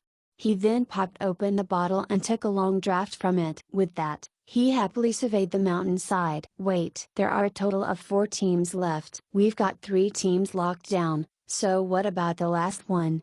Brother Assist was fretting over nothing again. 4th team? That's for Miles, too, young Master Han replied. But you didn't tell him. Brother Assist exclaimed. No need. Those guys will look for him themselves. Young Master Han answered confidently. Brother Assist looked down the mountain and got what he meant. 3 individuals were headed straight toward their respective enemy teams. Although he could not see each of them clearly, he could tell them apart from their fighting styles. The figure that was maintaining a safe distance from his enemies was naturally Royal God Call. Brother Assist could not see the arrows he was firing off, but he could see the 10-man team running all over the place as Royal God Call guided them. The figure that suddenly disappeared as he was jogging over was undoubtedly Sword Demon. He appeared right in front of the enemy formation before quickly running off. He was utilizing such a dangerous and arduous method. The 2 teams were originally advancing uniformly, but they became disorderly after encountering the 2 figures. However, their disorderliness was nothing compared to how the 3rd team had descended into chaos upon Gu Fei's appearance. The 3 men atop the mountain watched as a burst of flames twinkled in the distance, followed by a circle of white lights ascending the land. A small clearing was instantly made right in the middle of the team. Gu Fei mercilessly slaughtered everyone he saw with impunity. His ability to affect a wide area with twin incineration made his attack resemble a warrior's cyclone. The entire 10-man team was thus massacred in a short while. 1 man survived, but before he could flee, lightning crackled on his head, transforming him into a beam of white light. The 3 men on the mountain peak were dumbfounded at what they had just witnessed. Young Master Han sighed deeply as he firmly gripped his bottle. To think watching Miles fight from above actually makes him seem more op. Gu Fei then motionlessly stood on the grassland by himself once he defeated the entire team. The 3 men uproariously laughed at this. Is that idiot eating an apple again? As for the 4th team, the players in it had changed their course to where Gu Fei was once he had started fighting the 3rd team. As young Master Han had predicted, any team Gu Fei met would seek assistance from others, so arranging anyone to take care of the 4th team was unnecessary, as the team would deliver itself to Gu Fei. Who would expect Gu Fei to be so indomitable, though? He massacred an entire team so quickly before the 4th team could make it halfway to the given coordinates. Anyone with a brain would realize that he or she was simply courting death by going like this, so it was no wonder that the team halted its movement. Gu Fei was obviously alone on the open field, yet the 10-man team a distance away was hesitant to come over. Are you done eating an apple? Young Master Han messaged Gufei privately. Gufei snorted in contempt, "I'm eating a banana. Once you're done, head over to 267, 324. There's another team over there," young Master Han commanded. "Got it." Gufei immediately set off from the grassland to the given coordinates. This was perhaps one of the perks of having low mana. Fully recovering all of it would not take much time. The fourth team began to make its move after hesitating for a while. However, the team did not head over to where Gufei was and instead went to where the other two teams were. Clearly, the other two teams received a similar instruction as they ignored Royal God Call and Sword Demon's harassment and headed to a rendezvous point to form up the three teams into one platoon. Their intention was unfortunately seen clearly by young Master Han. Their forming speed was not faster than Gufei's chasing speed. In the blink of an eye, Gufei caught up to the fourth team and the same scene was repeated once over. A flare of chaotic movement gave way to an empty clearing around him. He then pursued the stragglers, leaving the last one to die by a lightning strike before the person could flee. All 10 men were thus decimated. The Black Hand had 87 participants for this match. When Gufei and Sword Demon ambushed the first team on the mountaintop, Drifting and 2 other players were killed off. The scout Zioing in the small forest was assassinated by Sword Demon and Royal God Call. Gufei's second assault on the mountain peak killed off another 3-man team. Later, a 10-man team met death at the hands of young Master Han and the other 4 of young Master's elite. Gufei displayed his fighting prowess once more by taking down the 20-man team under monologue under the moon's supervision on the mountaintop. Black Index Finger led a 4-man party into the welcoming embrace of Gufei on the mountain while being pursued by the rest of young Master's elite. They too had an ill-fated ending. From then onward, young Master's elite pretty much had full control of the PvP arena. With young Master Han, Brother Assist, and War Without Wounds camping on the map's vantage point, the other 3 members of their mercenary group began to wage guerrilla warfare on the enemy teams. Gufei took down 2 entire teams numbering up to 20 men, while Sword Demon and Royal God Call managed to kill off about 5 men throughout the process of their harassment. By now, the Black Hand lost 66 men, leaving them with only 21 players on the PvP arena. Out of these remaining 21 players, 6 were previously sent to the various forests in the map to lie in wait for the appearance of their prey. Unexpectedly, the prey that they had been waiting for all this while bit off quite a lot of the hunters by now. The 6 immediately left the relative safety of the forests for the rendezvous point once they received the order to gather with the rest of the Black Hand. On their way to the meeting place, they saw the opponent's score steadily rising as their mercenary group's number dwindled until they reached their current number. The group of 15 men that these 6 players now met was the remnants of the previous 2 teams. They all exchanged anxious looks as their hearts thumped with trepidation. Their mercenary channel was silent. Before the match began, all were gamely discussing just how they would find the enemies hiding somewhere in the map and were even wondering on how they could encircle and intercept them properly. Who would have guessed that the reality was far from what they had presumed? At the rate that this match was going, their opponents were not only about to win, they might even achieve total victory. The eliminated Black Index Finger gnashed his teeth and said, "Disperse and let them do the searching. Drag it out till the end of the match. I'd rather die than let them achieve a perfect victory from us." The rules for this mercenary PvP tournament clearly stated that all the enemies should retire first before one casualty was taken on their end for a group to achieve perfect victory. Perfect victory would not be awarded if the match's result was decided after the timer ran out. Not only would achieving perfect victory give the winning team a greater reward, the system would also gloriously announce the outcome over on the World Channel. Mercenary groups were like businesses that let players gain benefits based on their abilities. Losing to a small mercenary group like Young Masters Elite was already embarrassing. Giving them a perfect victory was even more so. Could the Black Hand dare promote itself by using the title of being the #1 mercenary group in Yunjuan City after this fiasco? With this order, the remaining members of the Black Hand scattered across the PvP arena. Young Masters Elite only had 6 players. They were bound to waste a lot of time finding all 21 players all over the map now. It was time for them to have a little taste of the vileness of their grand kiting strategy. The Black Hand's players were currently rejoicing over their small victory of preventing the enemies from achieving perfect victory. Unfortunately for the Black Hand, Young Master Han was currently enjoying the view of the whole map from the mountaintop as he drank liquor. He provided the others with fresh coordinates, allowing the three men below the mountain to hunt down the Black Hand's remaining members. Even War Without Wounds managed to join in on the fun. Slowly making his way to the coordinates young Master Han had given him, he planned to earn some kill points. The Black Hand's original plan was to avoid dividing its manpower and to work as a coordinated unit. Now that the match was nearing its end, this plan headed to the opposite direction, separating from one another. This was in many ways a huge insult to the Black Hand for playing into the hands of young Master's elite. Every player below the mountain ran around the PvP arena like headless flies, except that the hunters were receiving superb directions from young Master Han. They first eliminated those members who hid themselves inside forests before chasing after those who ran around the map. With the combination of precise directions and the three's movement speed, it was naturally not impossible for young Master's elite to successfully hunt down each of the enemy players. Their kill points continued to increase until they collected 86 of the enemies,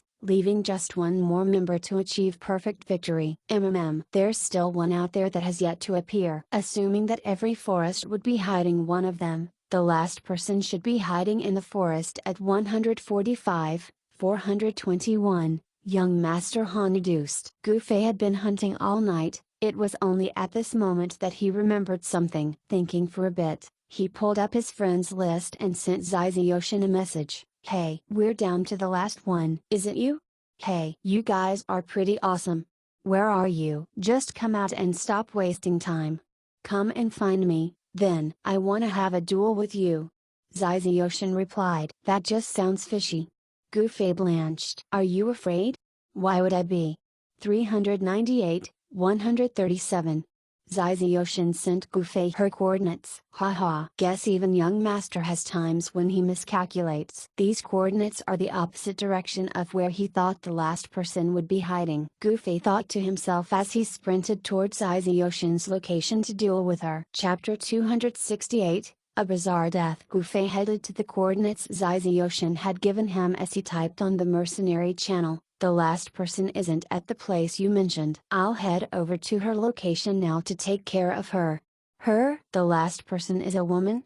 It could not be denied that all were talented in their own ways. War Without Wounds and Royal God Call were more affected by this detail, so their response came faster than young Master Han's. Gu Fei replied nonchalantly. Is she a babe?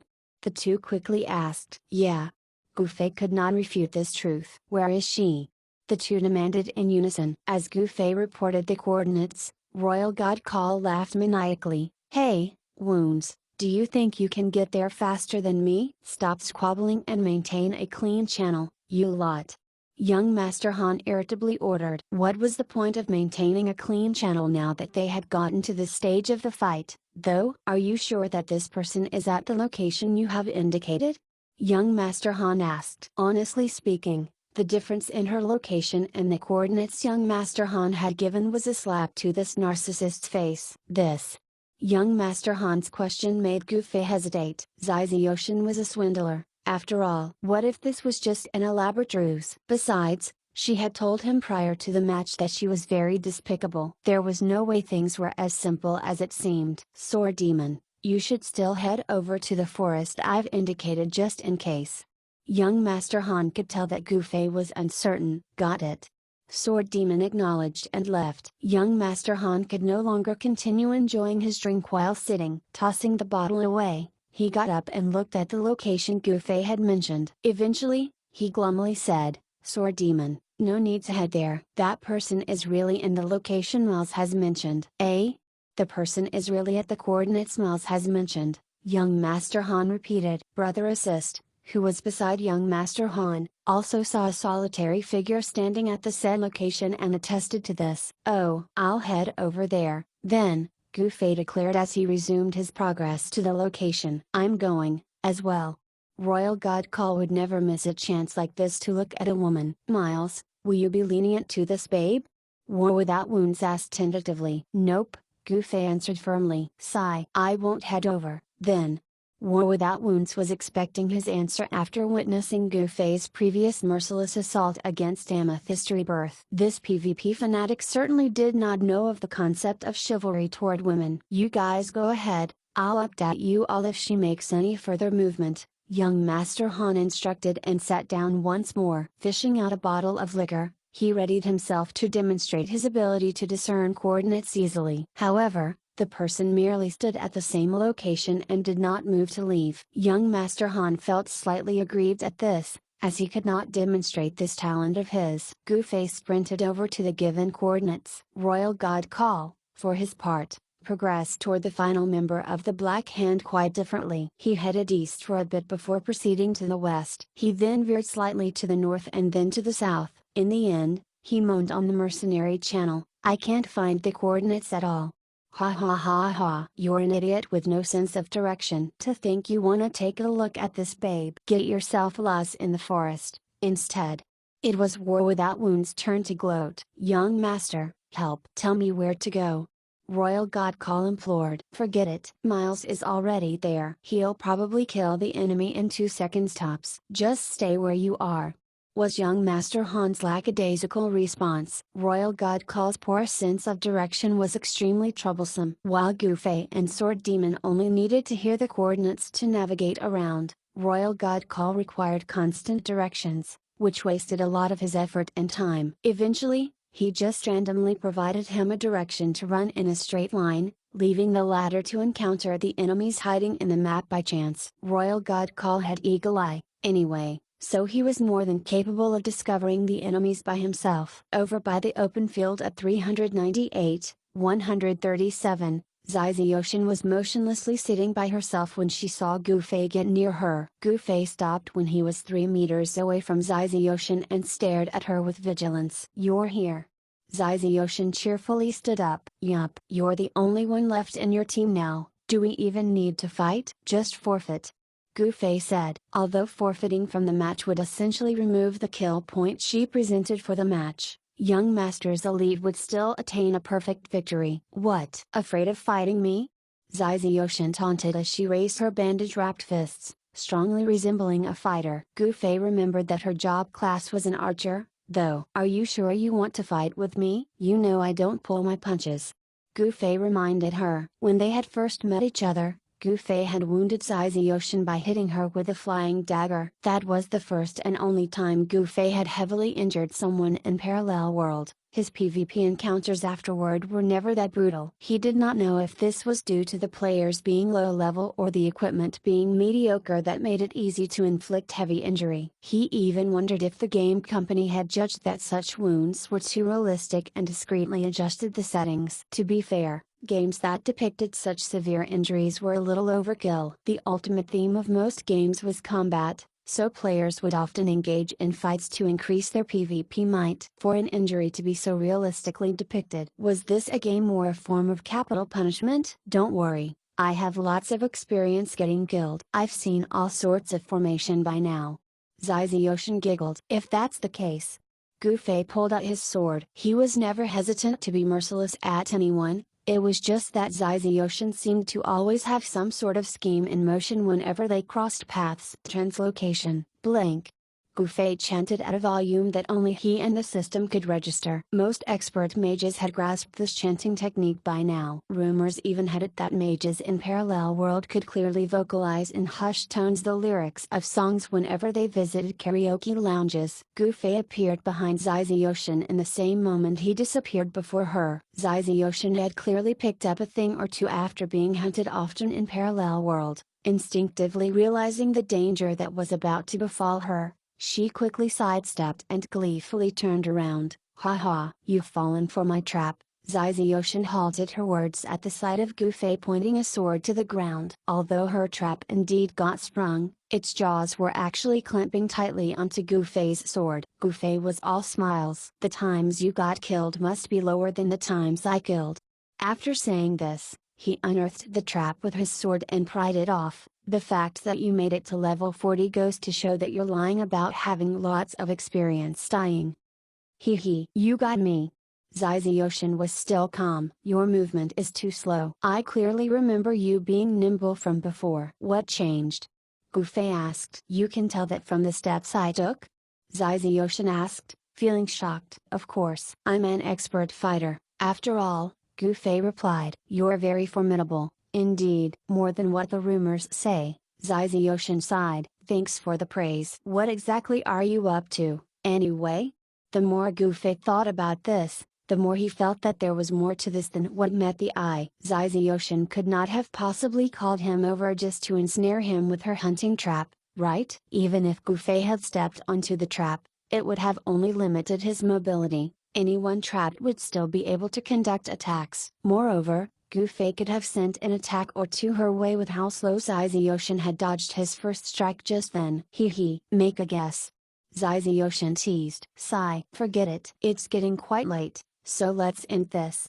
Gufei lifted his sword and got right up to Zaizayoshin in one step. She tried dodging his attack once more, but her movement speed was really too slow today. Gufei no longer wished to continue playing this guessing game and merely chanted Twin Incineration's incantation under his breath as he unhesitatingly delivered an oblique cut at her. White light engulfed his vision. Gufei had never encountered an archer that could not be insta-killed by his Twin Incineration, and Zaizayoshin was no exception. Except Gufei felt that the beam of white light was larger than normal. It was almost as if it was including him as well. What is going on here? Gufei was astounded upon seeing his HP would get reduced to 0 in an instant. Still basking in the white light, Zaizayoshin's right hand mimed holding a gun and she pointed it to Gufei before taking aim with one eye closed. Bang! Zaizayoshin disappeared, dragging the flabbergasted and bewildered Gufei with her. The remaining 5 players in the PvP arena were shocked to receive the system notification for Gufei's death. What sort of demoness is she? She actually managed to commit double suicide with the Terminator like Miles. War without wounds exclaimed in disbelief. Young master, did you see what had happened on the mountain? Sword Demon was equally surprised. With Gufei's ability to decimate even a 10-man group easily, just what sort of person could actually take down Gufei alone? Although the woman died as well, this was still an unbelievable feat. Young Master Han and Brother Assist exchanged looks. The two had actually been chatting and had not been monitoring the fight's direction. Thus, both of them did not have the slightest idea on what had caused the death of Gufei. Let's ask Miles. He knows that woman. Maybe he can't tell us how he got assassinated. Brother Assist suggested. Fuck. Young Master Han threw the bottle of liquor in his hand down the mountain. The system began tabulating the match's result and Gufei's death caused Young Master's elite to be unable to achieve perfect victory. Brother Assist saw Young Master Han's dissatisfaction over this outcome and hurriedly consoled him. It's still fine. The game official clearly said before that perfect victory will only affect the experience point and gold coin rewards and won't affect the special price in any way. Young Master Han appeared to not have heard his words as he looked in the direction where the two people had disappeared and spat. What nonsense! To actually drop the ball at the most crucial moment.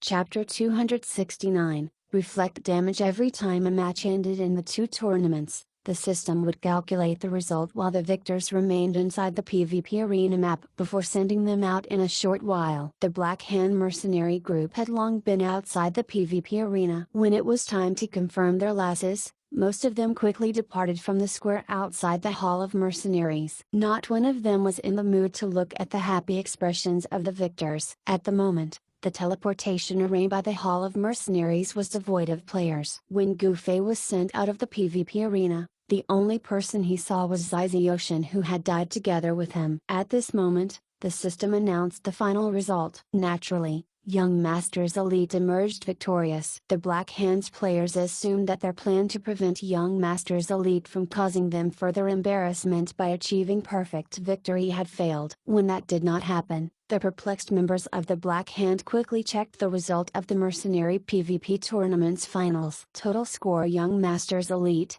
87. The Black Hand, won. Someone among us managed to kill one of them?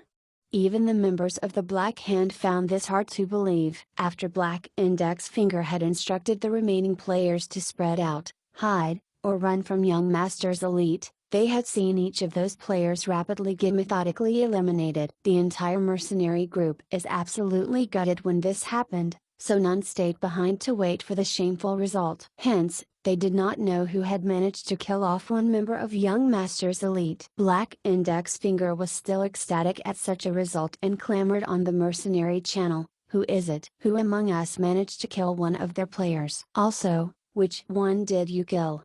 Not one person spoke up. What the heck? Is it a trend to remain anonymous after doing a good deed now?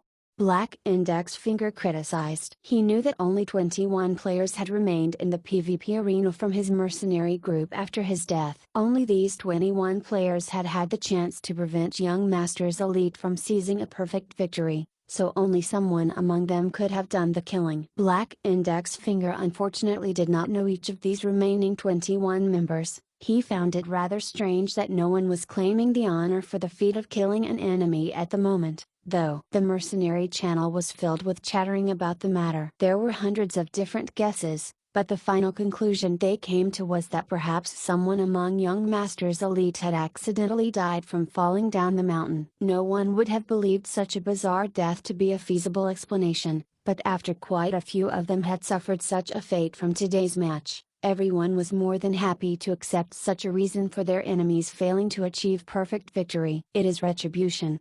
Everyone cheered on the mercenary channel. At this moment, the 5 other members of Young Master's elite exited the PvP arena. They felt quite surprised upon seeing that no one was by the teleportation to receive them. Before the others could react to this, Young Master Han coldly asked while sweeping his gaze around, "Miles, where the hell did you die off to?" The 5 hurriedly sent Goofy a message when they could not find him. "Wait a moment, I have something on," was Goofy's reply. "We'll be waiting at Ray's bar," Young Master Han coldly replied before leaving with a blackened expression. "Isn't your reaction a bit too much?" Royal God Call asked. While they felt somewhat saddened for not achieving perfect victory, none of them was incensed about it like him. It was already a miracle that their 6-man mercenary group managed to defeat an 87-man mercenary group, so what more could they ask for? Young Master is too much of a perfectionist. Brother Assist sighed. "A man who's not content is like a snake that tries to swallow an elephant whole. One, war without wounds philosophized. Sword Demon, go appease him or something," Royal God Call said to Sword Demon. "Let's get to the bar first," Sword Demon simply said. Goofy was actually not far from the teleportation array and had merely followed Ocean to an adjacent street. "What happened? How did I die?" Goofy could not stop himself from blurting out this question. This question ricocheted in his head 180 times in just this short walk. He considered every small detail and was absolutely certain that Ocean had not done any strange motion and that he had not received the slightest bit of damage from any angle earlier. "How did I die?" Goofy asked this question to himself numerous times as he chased after Ocean. "Reflect damage." Ocean only replied to his question when they reached this particular street. "Reflect damage? What's that?" Goofy asked. "Haven't you played MMOs before? Why don't you know of this?" Ocean rolled her eyes. "I seldom play games, actually," Goofy confessed. Ocean felt exasperated and began to lecture Goofy about it. "It's really simple. All the equipment I currently have reflects damage with a 32% proc rate at a degree of 47%. This means that there's a 32% chance of reflecting damage by 47% when someone attacks me. This 47% reflected damage ignores all defense and resistance. So, expert, you have essentially just insta-killed yourself." "I see." With such a simple reason, Goofy immediately understood everything. If it was based on his damage, Goofy roughly calculated his equipment, skill, and spell damage and realized that 47% reflected damage was enough to kill him off. Goofy had low HP and did not have any equipment that increased this, so he was weaker in this aspect than most mages. "Hold on. Something doesn't add up."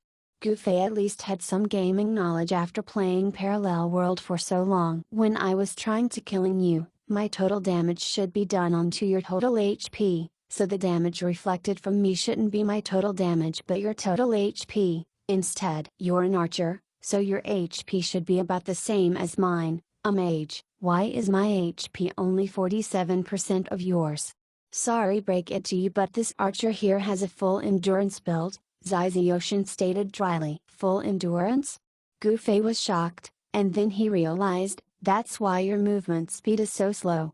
Yup. To think even my full endurance build couldn't withstand your attack. Your spell damage is no joke, after all. But if I were a full endurance build guardian or perhaps a priest, I might survive your attack. Meaning, only you would have died just then, Ziziotion reasoned. Oi, the way you're building your character and the trait of all your equipment. Are you intentionally trying to counter me?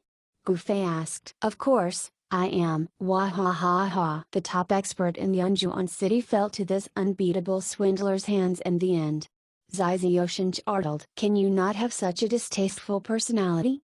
Ziziotion's tone reminded him of someone. He then hastily added, besides, I have yet to lose. Don't forget that you got killed off as well, so we are even at most. Neither of us won or lost. What? Are you dissatisfied? Want to give it another go? Ziziotion straightened herself and faced Gufei squarely. Let's go. Gufei brought out his sword as well. Are you for real? You'll lose a level if you die now, aren't you afraid of that happening?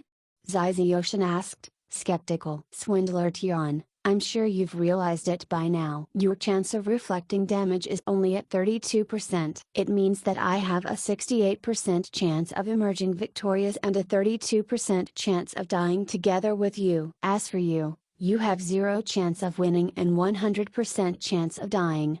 Gufei reasoned. That's perfectly fine by me. I was feeling that this sort of stat point allocation makes it hard for me to keep grinding. Anyway, I'm ready to drop a level and reallocate my stat points when I level up again. Ziziotion said. Come on, use your rich experience killing players to take me down. Gufei furrowed his brows for a moment before saying, you don't happen to have a vendetta with someone to the point of you using such method to get even, right? No way. You managed to see through that? Ziziotion asked, shocked. You're really despicable. If you want to kill someone, just do what I do.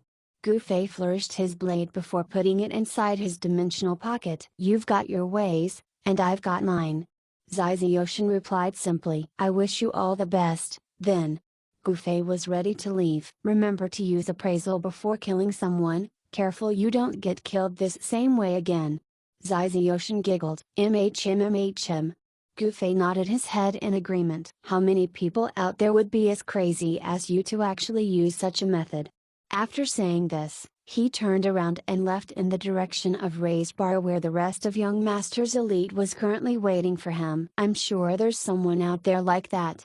Ziziotion muttered softly as she watched Gufei walk away. Ray promptly spotted Gufei once he stepped inside the bar, mildly acknowledging his presence with a congratulations. Although Young Master's elite did not get the privilege of being proclaimed as the victors on the World Channel by clinching a perfect victory, the system would still publicly announce the final results of the mercenary PvP tournament. First place was Young Master's elite, second place was the Black Hand, and third place was Waterflower. The whole city was stunned by this outcome. No one had expected for the 6-man mercenary group of Young Masters Elite to be such a dark horse that even the most famous and strongest mercenary group in Yunjuan City got beaten by it. Gufei sped past the bar lounge and heard the surrounding players discussing the matter in earnest. He felt quite pleased with himself for taking part in the match and earning all those kill points to secure this win. But when he entered the room, all this feeling of satisfaction vanished in thin air as he saw young Master Han's dissatisfied expression. Just what happened to you? Why did you screw up at the very end?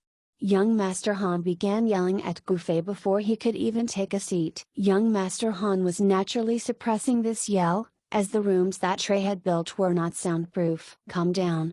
Royal God Call and War Without Wounds did their best to pacify young Master Han, which Gufei found to be quite surprising. The two would usually watch such a show unfold with a touch of schadenfreude and would not do anything to resolve it. What they were doing right now was truly unlike them. How many times must we tell you, we gotta stay united, War Without Wounds sincerely said, fitting the mature look he had and making him appear more convincing. That's right, especially at times like this, Royal God Call said. When he saw that Gufei was about to say something, he quickly placed his finger on his lips and said, Miles, just sit there and receive young Master's tongue lashing.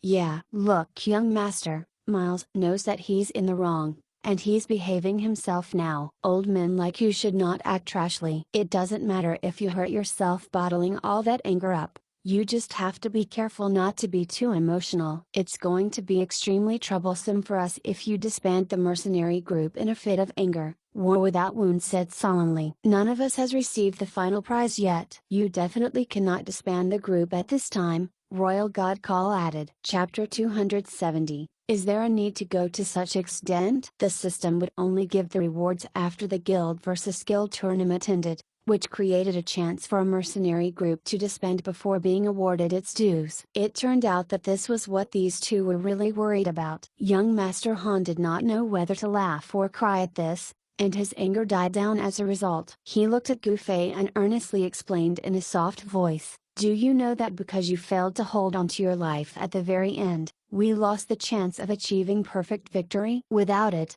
we lost the privilege of having our victory specially announced on the World Channel and thoroughly ruin our opponents." What bullshit. Top Guild of Yunjuan City. I am the top guild of Yunjuan City. No, wait. It's the top guild in Parallel World. Wah ha ha ha.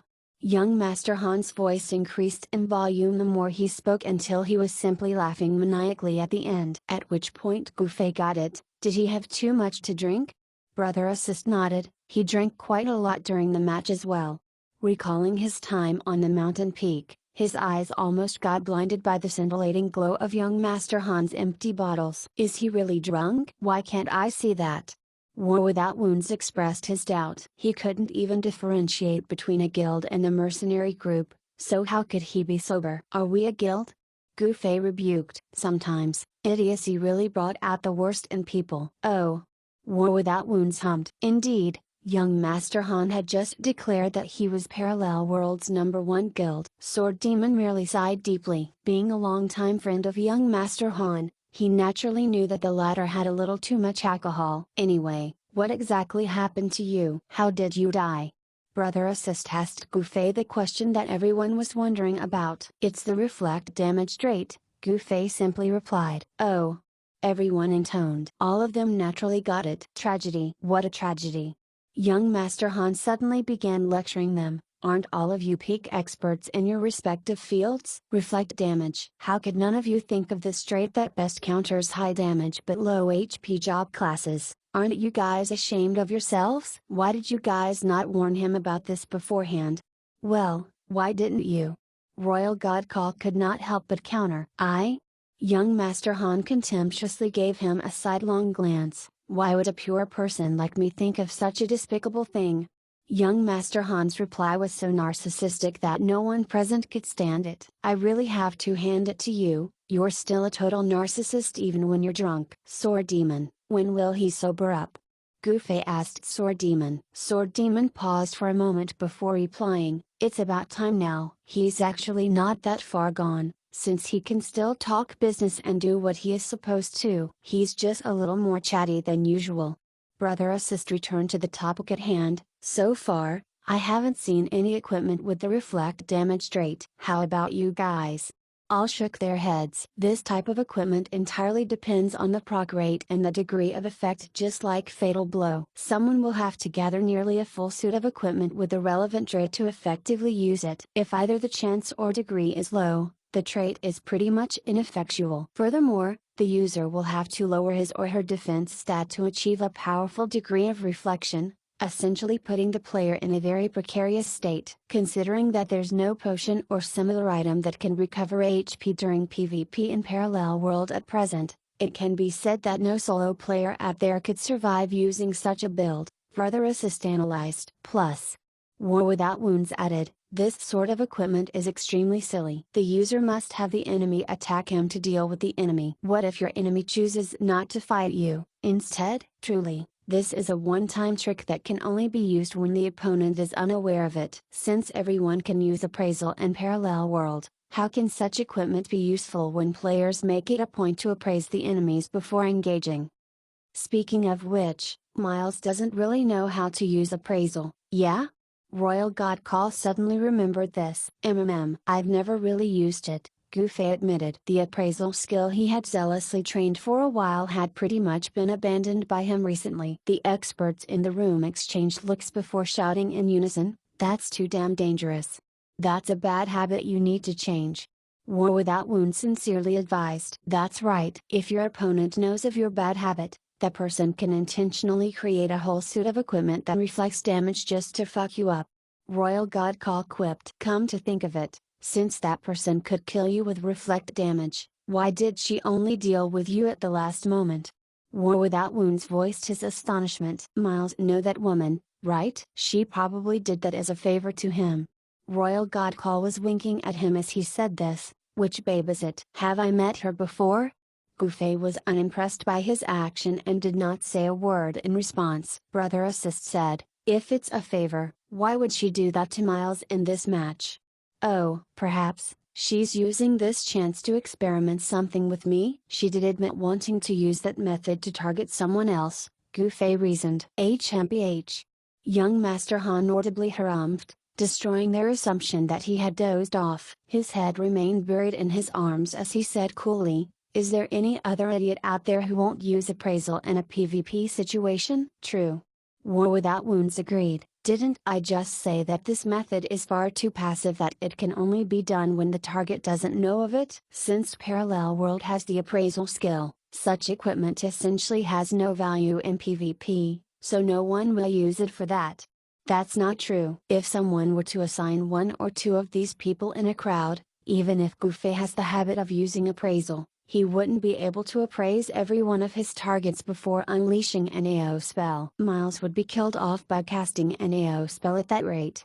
Royal God Call made quite a lot of sense when he gave this supposition. That's not exactly right. Reflect damage rate can only be triggered if it's a melee attack of sorts. War Without Wounds refuted. That actually depends on the design of the game itself. Brother Assist argued. Yeah, I once played a game that has a system for reflecting ranged attack, Royal God Call shared. What about in Parallel World, then? Does this game have something like that or not? Nope, Brother Assist declared with certainty. The two were suspicious. Didn't you just say you've never seen the reflect damage rate in any equipment before? Brother Assist did not know whether to laugh or cry at this question. It's true that I haven't seen it, but I know about the design and effect of reflect damage in Parallel World. Reflect damage is certainly not applicable for ranged attacks here. Oh, that explains why Miles has survived until this day, Royal God Call said. Hee. You got to be careful in the future, Miles. Who knows which of your enemy knows about your bad habit of not using appraisal and decides to assassinate you in that way. War Without Wounds cautioned. No way. Could it be that this babe in today's match used this method to remind you of this? Royal God Call gasped. Who would be considerate enough to go to such lengths? War Without Wounds also gasped. All turned their gazes on Gufei. Dumbasses. If she wanted to remind him of this, she could just tell it to him straight. What's the point of going through all that trouble? Young Master Han asked. Man, you're right. War Without Wounds and Royal God Call nodded their heads in agreement. Unless. Young Master Han was actually not done with his words. Unless what? The two men quickly asked. Unless she's afraid that Miles won't believe her words, young Master Han continued. So this woman went through all this trouble just to make Miles believe her? Whoa. It's far too amazing to be believable now.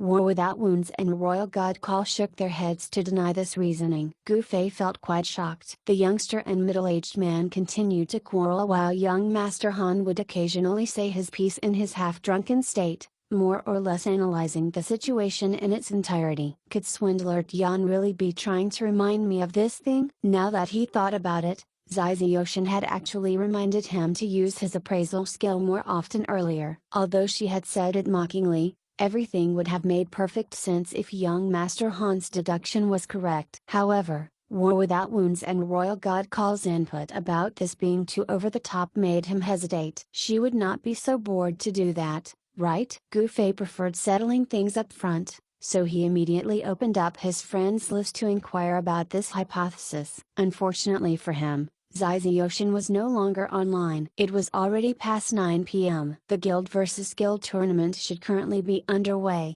which marked the official end of the mercenary PvP tournament. The members of Ultimate Class 3 Guild sent him this message at this time. Sir, which mercenary group are you in? Young Masters Elite, don't you guys know that? Wow, first place. So powerful. All the students exclaimed. Sir, let us join your mercenary group. Someone requested. Shoo. What's the point of joining such a messy mercenary group? Gufei chided. He looked at his fellow mercenaries. Young Master Han had a vile personality, was a complete narcissist, and an alcoholic. War Without Wound's action was too inappropriate for his age, while Royal God Call was too immature. The only common ground the two shared was how much of a pervert they were. Brother Assist was conscientious and careful, but he was always fretting about something or another. Gufei could not say whether he was Brother Assist or Brother Troubled One. Finally, there was Sword Demon. While he had an upright and reliable character, he was totally addicted to gaming. Therefore, he was not an ideal role model for his students. They're truly a bunch of trash. Gufei sighed to himself. He tactfully neglected to examine himself, though, if he did, he would realize that his love for PvPing was far more troublesome to other players than the other 5 men's respective flaws. Any players with some park points on them would even tremble in fear at the sight of him. The 6 men stayed inside the room at Ray's bar and waited for the guild versus guild tournament to end. The game officials had said before that the system would send out the prizes once the 2 tournaments ended. Still, none knew when that was exactly. All of them were beside themselves with excitement as they kept on guessing what the rewards would be. Young Master Han eventually sobered up, while Royal God Call got drunk in his stead. A child like him had no decent tolerance for liquor, yet he ironically became well behaved when drunk, snoring steadily at a corner of the room. Royal, you're far too negligent to actually fall asleep at such a tense moment.